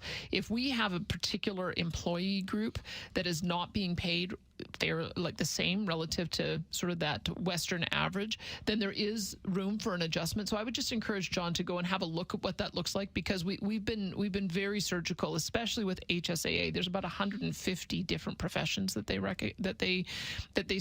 represent, paramedics being one of them. And so I hope we've got that right, but have a look at what the most recent proposal was, and because if we can get that passed, it should be able to address a lot of the things that you've identified. So let's be clear. Let's be really clear. Let's recap what it was that Paramedic John called in about to your province, your premier, and expressed his concerns about. He was concerned about the working conditions. He was concerned about the issues of morale, which in turn are causing the highest rates of book-offs, which is when somebody says, I'm not coming into work, I need a day, and burnout, which is where somebody is so morally injured by the job that they cannot come to work anymore. And staff retention. He talked about the fact that paramedics in Alberta are the lowest paid in Canada. Now, full disclosure, I work as a paramedic in Alberta. So I don't disagree with anything that John said there, speaking only for myself. But it's really important to notice that he talked about working conditions. He talked about morale. He talked about staff retention. He talked about book-offs. He talked about burnout. He talked about pay. And Danielle Smith's response was, we're going to do things inside of healthcare, and you should have taken that contract offer. The contract offer that was put on the table was rejected in a historic way from the people of HSAA. And to suggest that the small, not even up with inflation, raises that were offered in that contract, which are commensurate what they're offering teachers and what they're offering everybody, 3% over 4 years. Doesn't matter how far behind you've fallen over the last however many years. That's what they're offering everybody. Those things, those small raises that don't even keep up with inflation, don't even keep up with the cost of insurance. I can put that graph back up on the screen. That's not going to address any of those issues. And this is, again, the problem. Danielle Smith was out of her depth. And so instead of answering the question that she was asked, she went to one of the talking points that she's got stored away in her mental Rolodex. And that's what she ran with. And that brings us to almost our very last section. And then we have a couple of announcements, fun stuffs. And we're going to give full disclosure as well on this. We stole this. This is the NDP's graphic. They made this graphic. So if anybody wants to sue anybody, you should probably talk to the NDP about that graphic. Not saying, just saying. Because the CorruptCare crisis, the scandal, it made its way back into the news again this week. And it made its way in for a couple of different reasons. One of the first reasons everybody was expecting, there's a report that's due from Judge Wyant, who is a Saskatchewan judge who was tasked with looking into AHS procurement to see, hey, were there problems with the procurement stuffs? Now, it's really important to highlight, and we're going to in just a sec, the scope of the report is really quite limited from the good judge. It's also important to highlight there's already been some problems because it was due back in, I think it was May, and it's now almost October. And he was supposed to have the interim report ready for delivery, which Danielle Smith has always said it's going to be available to the public on Wednesday. And the NDP were moderately excited about the report. They issued this release very early in the morning on September 24th. Today, Albertans should be receiving Judge Wyant's delayed interim report into the CorruptCare scandal. On March 10th, Minister of Justice Mickey Amery committed in Alberta legislature that Judge Wyant's interim report would be posted on alberta.ca as soon as it is complete. Although we have a little faith in this carefully constructed report, we hope the minister holds to his commitment. While we appreciate the work that the retired justice has done, we will not be surprised if this report, with every last detail controlled by the same people implicated in the scandal, ends up being a total whitewash of the government. So, a couple of really important details to pull out of that statement. Mickey Amery said in the legislature that the interim report would be available on alberta.ca. It was due on Wednesday. And as it became very, very clear, it was not coming. Sean Amato, who's a journalist who does the Alberta Politics thing. He's very, very good. If you don't follow him, you should. An interim report on the AHS contract scandal that was due today is still not done. A government spokesman has confirmed. This was at 11:39 on the 24th. The public will not get to look at any of the reports until October 15th at the earliest. And then the statement from the spokesperson, Judge Wyant is wrapping up interviews and his interim report is expected in the coming days. The government is expecting the final report on October 15th with public release to follow. Given that this matter is still currently under investigation, no further comment can be provided at this time. Now, this is an important shift. Mickey Amery, he's in the legislature. He says, yeah, the interim report, it'll go up. Everybody gets to see it. We're all about transparency. And now, never mind. We're going to just keep that interim report to ourselves, and then the public will get the final one. And the NDP, they did not like that one bit. Christina Gray issued a second statement. It is incredibly disappointing, but sadly not surprising to see the UCP government has once again delayed their own carefully crafted report into the CorruptCare allegations plaguing their government. These endlessly sliding deadlines for Judge Wyant's report are yet another reason Alberta needs a real public inquiry into these matters. This UCP government cannot be trusted to investigate itself, and the repeated delays just reinforce how ridiculous this pretend inquiry is. So, that's the Judge Wyant report, which, as we're going to discuss, is one of many reports that are confusing the situation. We're going to try to sort it out just a little bit, maybe provide a little bit of clarity. But that's not all that happened, because on the same day, Carrie Tate released another story on the CorruptCare scandal. And I'm going to read from the story. These are the words of the story. These are not my words, to be clear. A consultant advising Alberta Health Authority on its use of private surgical centers simultaneously worked for a company vying for a contract to operate such a facility, according to a confidential report obtained by the Globe and Mail. Jitendra Prasad, a former procurement official with Alberta Health Services, represented Alberta's surgical group in negotiations with the Health Authority in the summer of 2022, while he was paid by AHS to advise it about contracting with such private providers.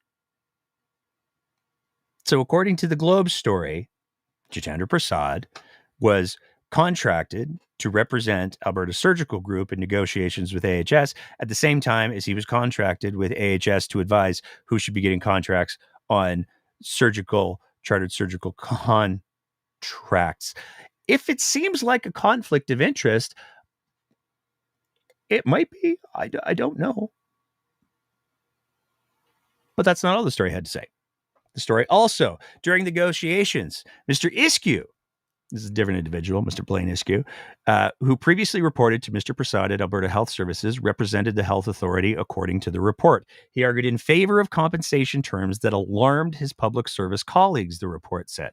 Alberta Surgical Group, for example, pushed for a 10% administration fee on top of the cost for surgical implants. One colleague told Mr. Iskew and others that fee was unnecessary because it should have been factored into the company's overall costs, the report states. However, Mr. Iskew, quote, disregarded his colleagues' feedback, end quote, when on October 25th, 2022, he told his boss that Alberta Health Services would agree to the fee, the report states.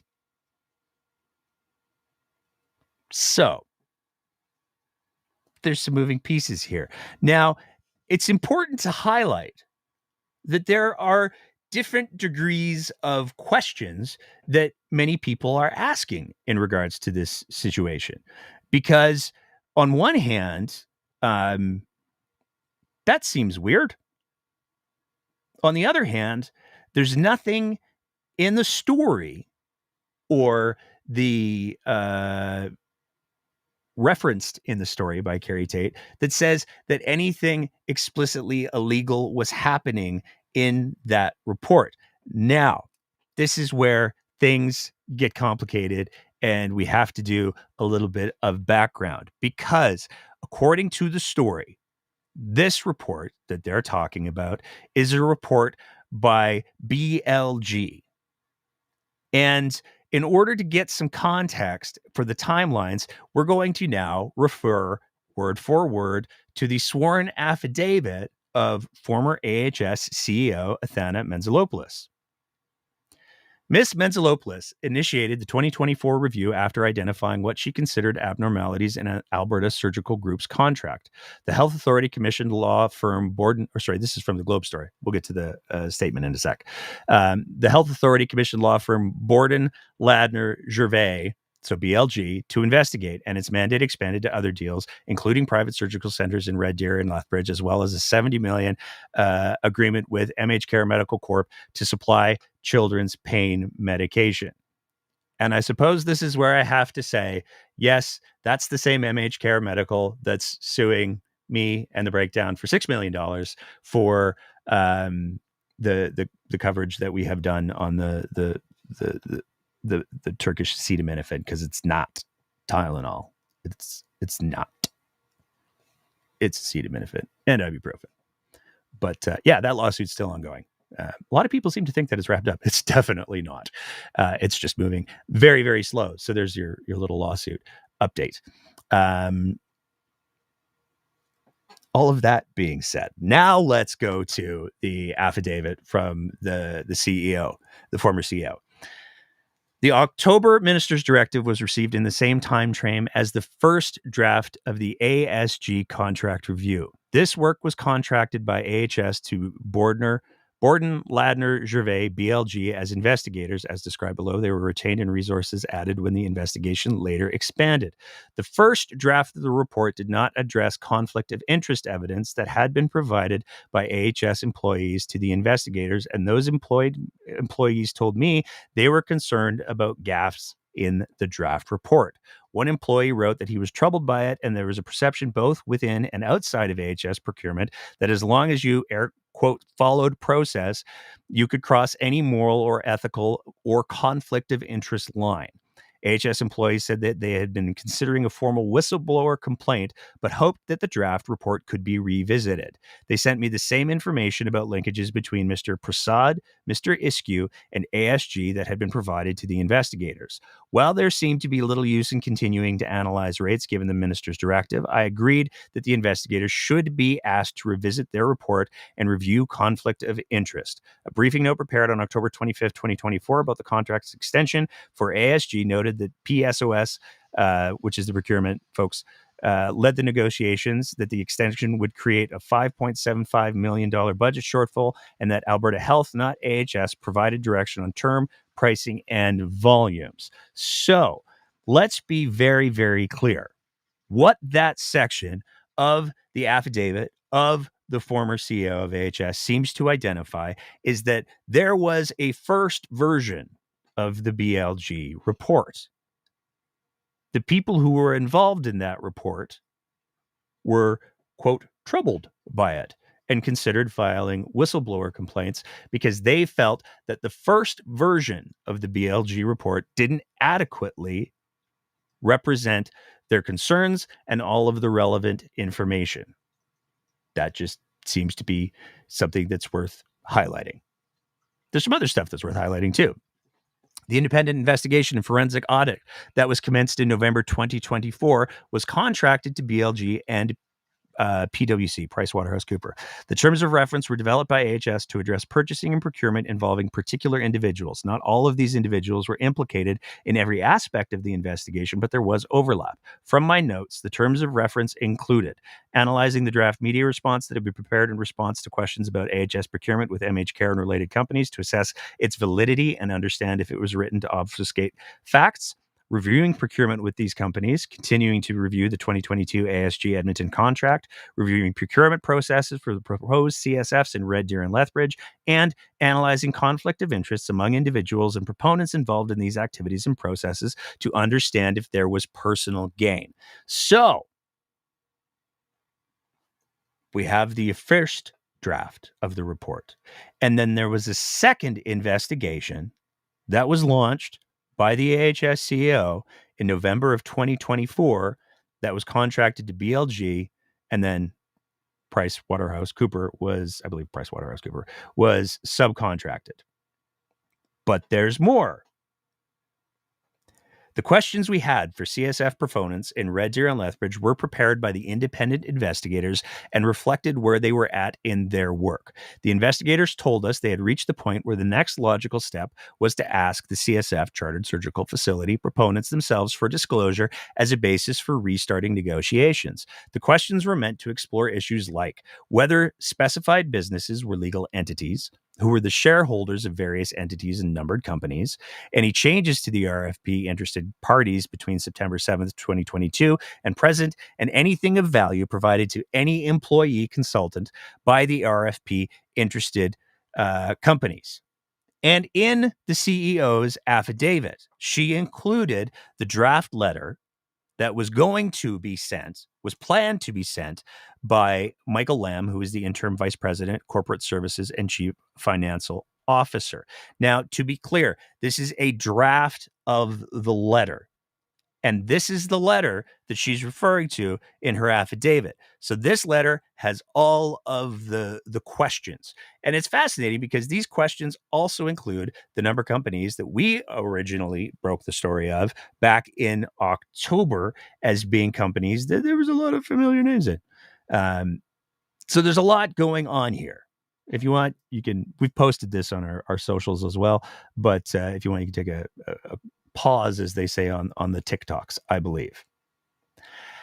So we have the first report. They were not happy with the results of the first report. It did not dig into the conflict of interests concerns to the satisfaction of several of the people who contributed to the report, as well as apparently to the former AHS CEO. There was a second investigation and report that was commissioned. That second report and investigation found enough that they decided to draft a letter to send to the surgical companies to say, hey, we have a lot of questions. We would really like answers to these questions. What happened? Well, there's a reason why I'm saying that the letter was drafted and never sent. Because also, from the affidavit, because Alberta Health wanted the Chartered Surgical Facility negotiations to proceed immediately, my colleagues and I were anxious to get approval for the disclosure letter from Alberta Health, given it provided the basis to re-engage with proponents. On December 19th at 16:25, that's 4:25 p.m., a colleague answered the question of whether there had been any updates from Alberta Health. No. Last I heard, Alberta Health was meeting about the letter at 2:30, but I haven't received anything from Christine since then. At around 6:14 p.m., my colleague asked me to jump onto a meeting where they advised me that Alberta Health had given instructions that we were not allowed to send the letter. At the same time, I learned coincidentally from a colleague in government that the 2:30 meeting had been between Mr. Tremblay and staff from the Premier's office. I had the following text exchange with Mr. Tremblay on December 19th and 20th, 2024. Athana, December 19th at 7:10. Hi, Andre. Sorry to bother. I understand we are on hold with letter ownership, etc. to the multimodal proponents. I'm wondering if there's any context or insight you can share so that I have a sense of next steps. Mr. Tremblay. Hi, Athana. Can we discuss tomorrow? Athana. Sure. Is there a good time for me to call? Mr. Tremblay. Between 8 and 9 would work. Athana. Will do. Thanks. Mr. Tremblay. December 20th at 7:39 in the morning. Can we delay our chat this morning? I need to gather some additional information. Athana. Sure. Let me know when is a good time to connect later today. I did not hear back from Mr. Tremblay about the CSF letter. So, according to the affidavit, the sworn affidavit from the former AHS CEO, to recap again, I'm going to be repetitive here. There was a first report. The first report did not answer all the questions. The people who had contributed to that first report did not like it. They said there's some very big missing pieces here. A second investigation was commissioned using a third party, Pricewaterhouse. That report got to the point where they had all the questions that we just had on the screen for the chartered surgical facility proponents. A letter was drafted to ask all of those questions. Allegedly, after a meeting with Tremblay, the deputy minister at the time, and the premier's staff, the decision was made to not send that letter, to not pursue getting those answers. And there's more context that's critically important here. Alberta Health was still considering the CSF letter on December 19th, 2024. On that day, I briefed the AHS board on the internal investigation. By then, I had the benefit of a December 13th, 2024 draft report from our investigators. I had pressured BLG for the report, given the pressure I was feeling from Alberta Health and from Minister LaGrange. Like everything up to that point, this was an iterative process. So each report built on the last. To quickly recap, BLG first reported on their review of the ASG Edmonton contract in October with a draft that did not explore conflict of interest, and they were asked specifically to analyze conflict of interest.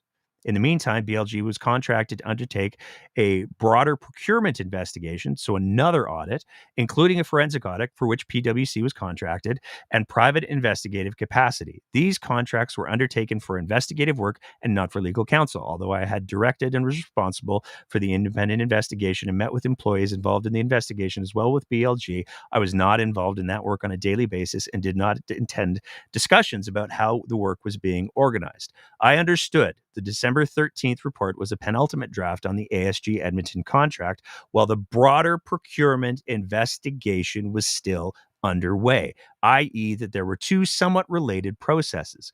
Given the terms of reference for the letter, there was expected overlap in the work, hence information was produced as part of a forensic audit that was included in the December 13th report. I shared information from that report with the board, who recommended that the procurement investigation be expanded further and that information be shared with the RCMP. I told the board that I felt that we should allow the investigation to complete. The deadline was the end of January 2025, and they would have the opportunity to review the report and give me instructions at that time. I said I had two goals with the independent investigation: to ensure defensible contracts for CSFs and to assess whether we had a basis to seek repayment of the $49.2 million from MHCare.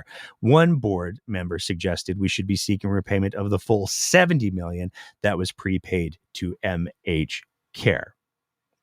On December 23rd, 2024, I received an email and letter from Alberta Health Assistant Deputy Minister Chris Nickerson advising me to wind up the AHS independent investigation and transfer all documents to Alberta Health. Ms. Sewell was CC'd on the email, and I corresponded with Mr. Nickerson and Ms. Sewell about the time frame for transferring documents. Ms. Sewell said the first batch should be delivered by January 6, 2025. And then she attached the letter showing that it was Alberta Health. It was the Assistant Deputy Minister for Alberta Health for the Acute Care Division that shut down all of the investigations that were going on with the whole CorruptCare procurement scandal. So, multiple investigations, first draft, first report, not satisfactory. Two other investigations going that apparently were not completed on the order of the government. A letter that the investigators, the independent investigators, wrote all the questions for, never sent on the order of the government. This is where the whole reports confusion needs to be laid to rest. Because the reports that were internal to AHS, there was not just one. There was at least one draft, completed one. There was another draft. And the deadlines for all of the remainder of the reports were the end of January. The CEO of AHS was fired before those reports could be completed, and the government of Alberta asked for, according to her affidavit, all of this is allegedly, the government of Alberta asked for the reports to be shut down and all materials to be transferred to them. So with all of that in mind, it is understandable why it is that the NDP might have some concerns. And you can certainly appreciate how any reasonable Albertan might look at that whole situation and go, oh, I think there's something strange going on there.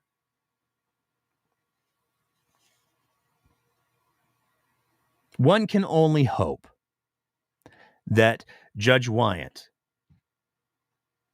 and the reason for those delays is that because Judge Wyant has come to the same conclusion that the AHS CEO came after the first report and said, I think there's some more questions that need to be asked. One can only hope that the judge is doing those things. But the fact that the government has walked back its position that the interim report would be made available to the public and the final report from Judge Wyant would be made available to the public. Well, it seems like for now, the final report's still going to be made available to the public. But there's a lot of commentators that are speculating it's only a matter of time before the UCP and Danielle Smith say, well, given that there's an ethics commissioner investigation and given that there's an RCMP investigation and given that there's all of this litigation that's going on. We heard about this one hack podcaster who's getting sued for $6 million for running his mouth.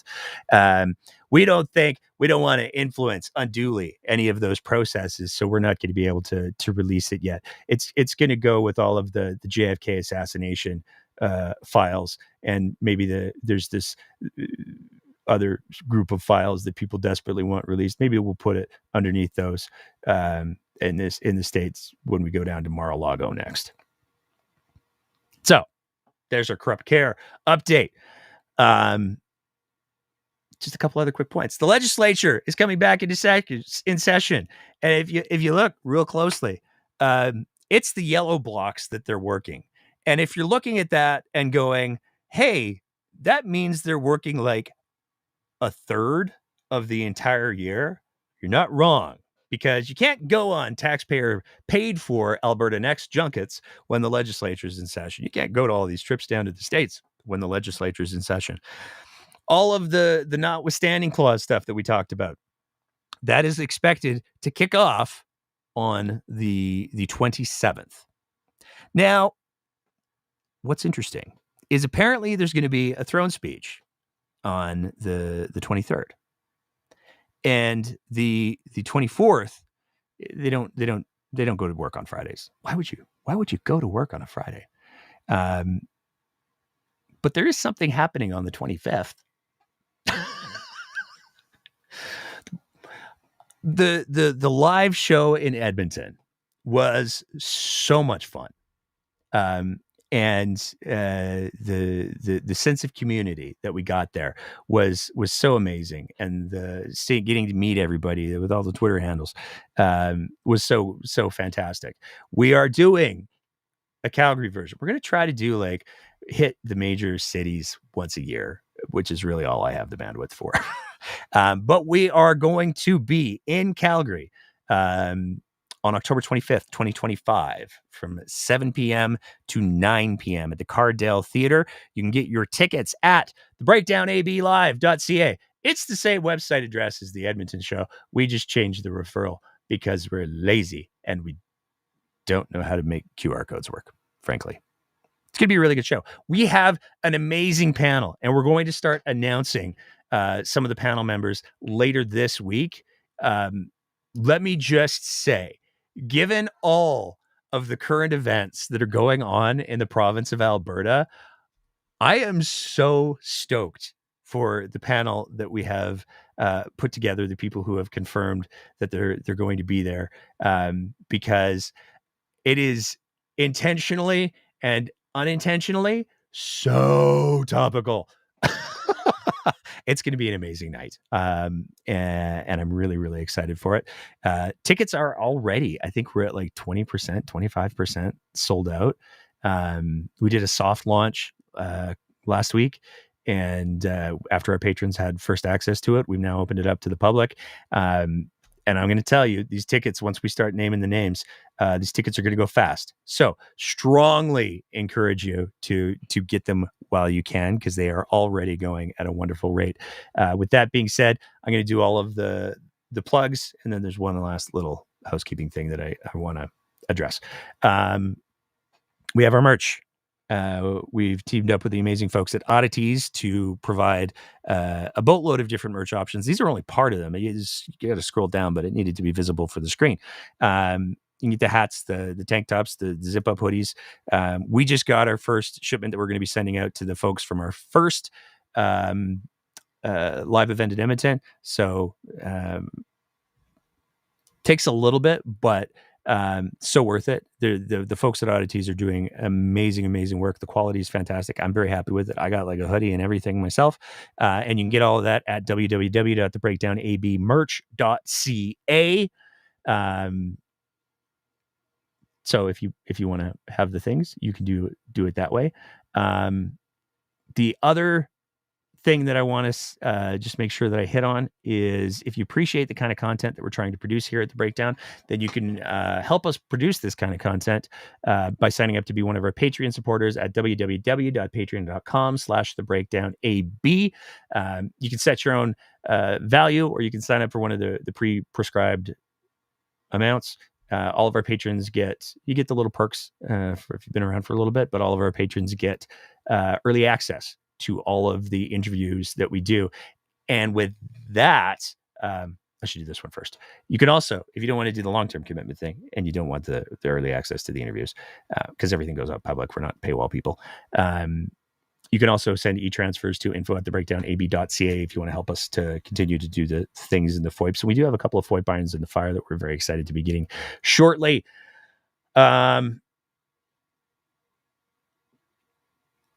Boy, do we have an interview. If I seem a little punchy tonight, I'm going to tell you why. It's been a very long day. And it's been a long day for a couple of different reasons. I had the privilege of attending a rally today for healthcare. And it was an amazing rally down at Calgary City Hall. A couple of hundred people there. It was really, really good to see people passionate and fired up. So that was fantastic. The other reason why my voice is a little bit extra harsh today is because right before we hopped on for the live show, I did a 2-hour recorded interview with none other than former AMA president, Dr. Paul Parks. And let me tell you, Dr. Paul Parks, if you thought that Dr. Paul Parks, when he was AMA president, was no holds barred, now that he's not, oh, let me tell you.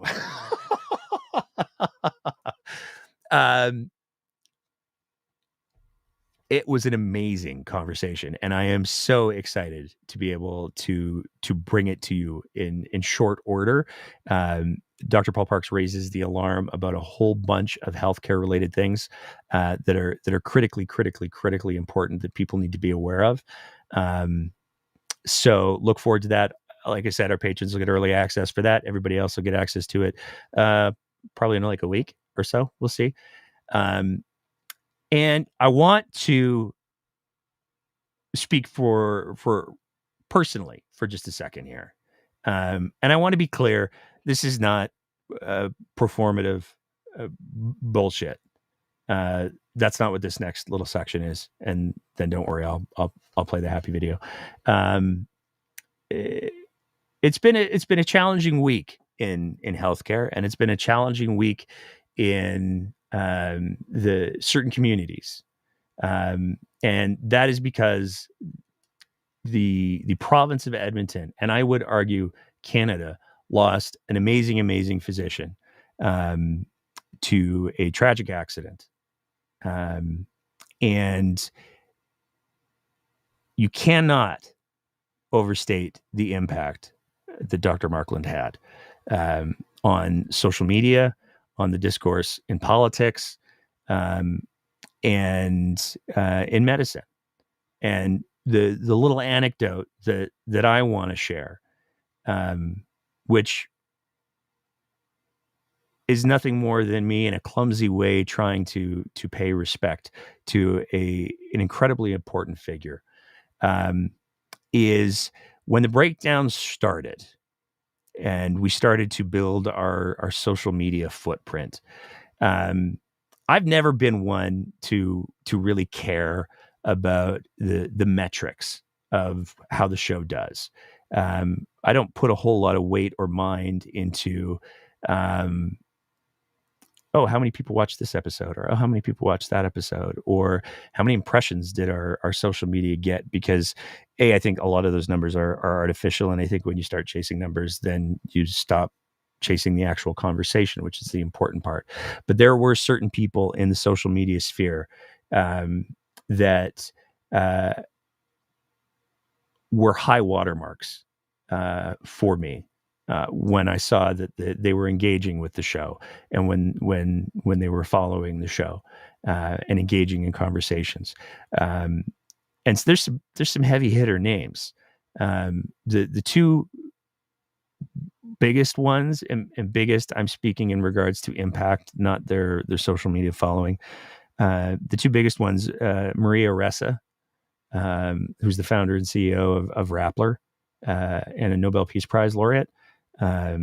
Amazing figure who's been, I've mentioned on the show before, raising the alarm about the state of democracy worldwide. She was one. Dr. Markland was also one. And that's for a lot of different reasons. His interactions were always kind. They were always compassionate. And there is a part of me as a paramedic.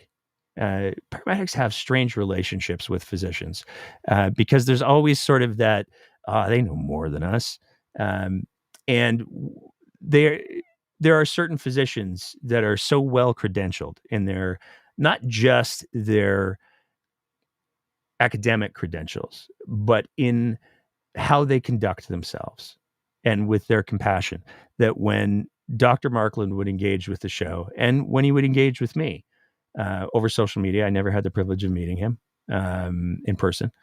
It was always very nice. It was always very kind. It was always to the point. And he was a very, very smart doctor. And the Twitter threads that he would post unquestionably have informed how I view certain situations and how I approach situations. And certainly they've informed how I navigate difficult interactions with family members. His loss is a tremendous one. And the fact that there are so many people who have flooded the social media sphere.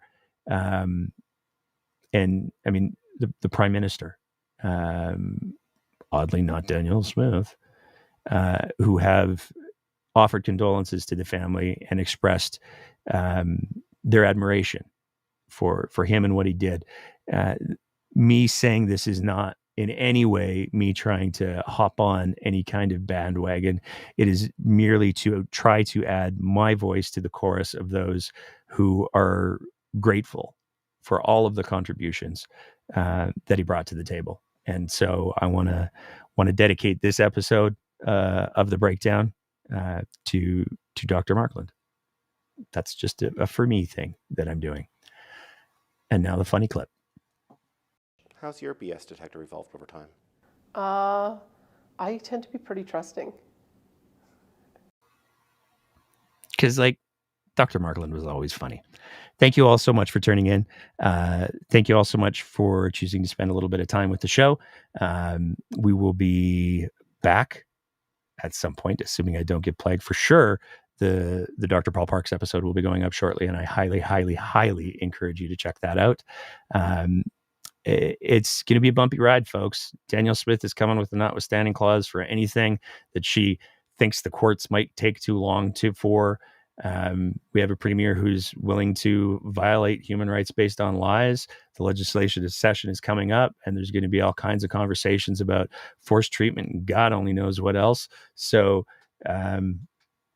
get ready. Get ready to get loud. because that's the most important thing. We have to make sure that more and more people are aware of what's going on in the province of Alberta, why it's going on, and what the actual stakes are.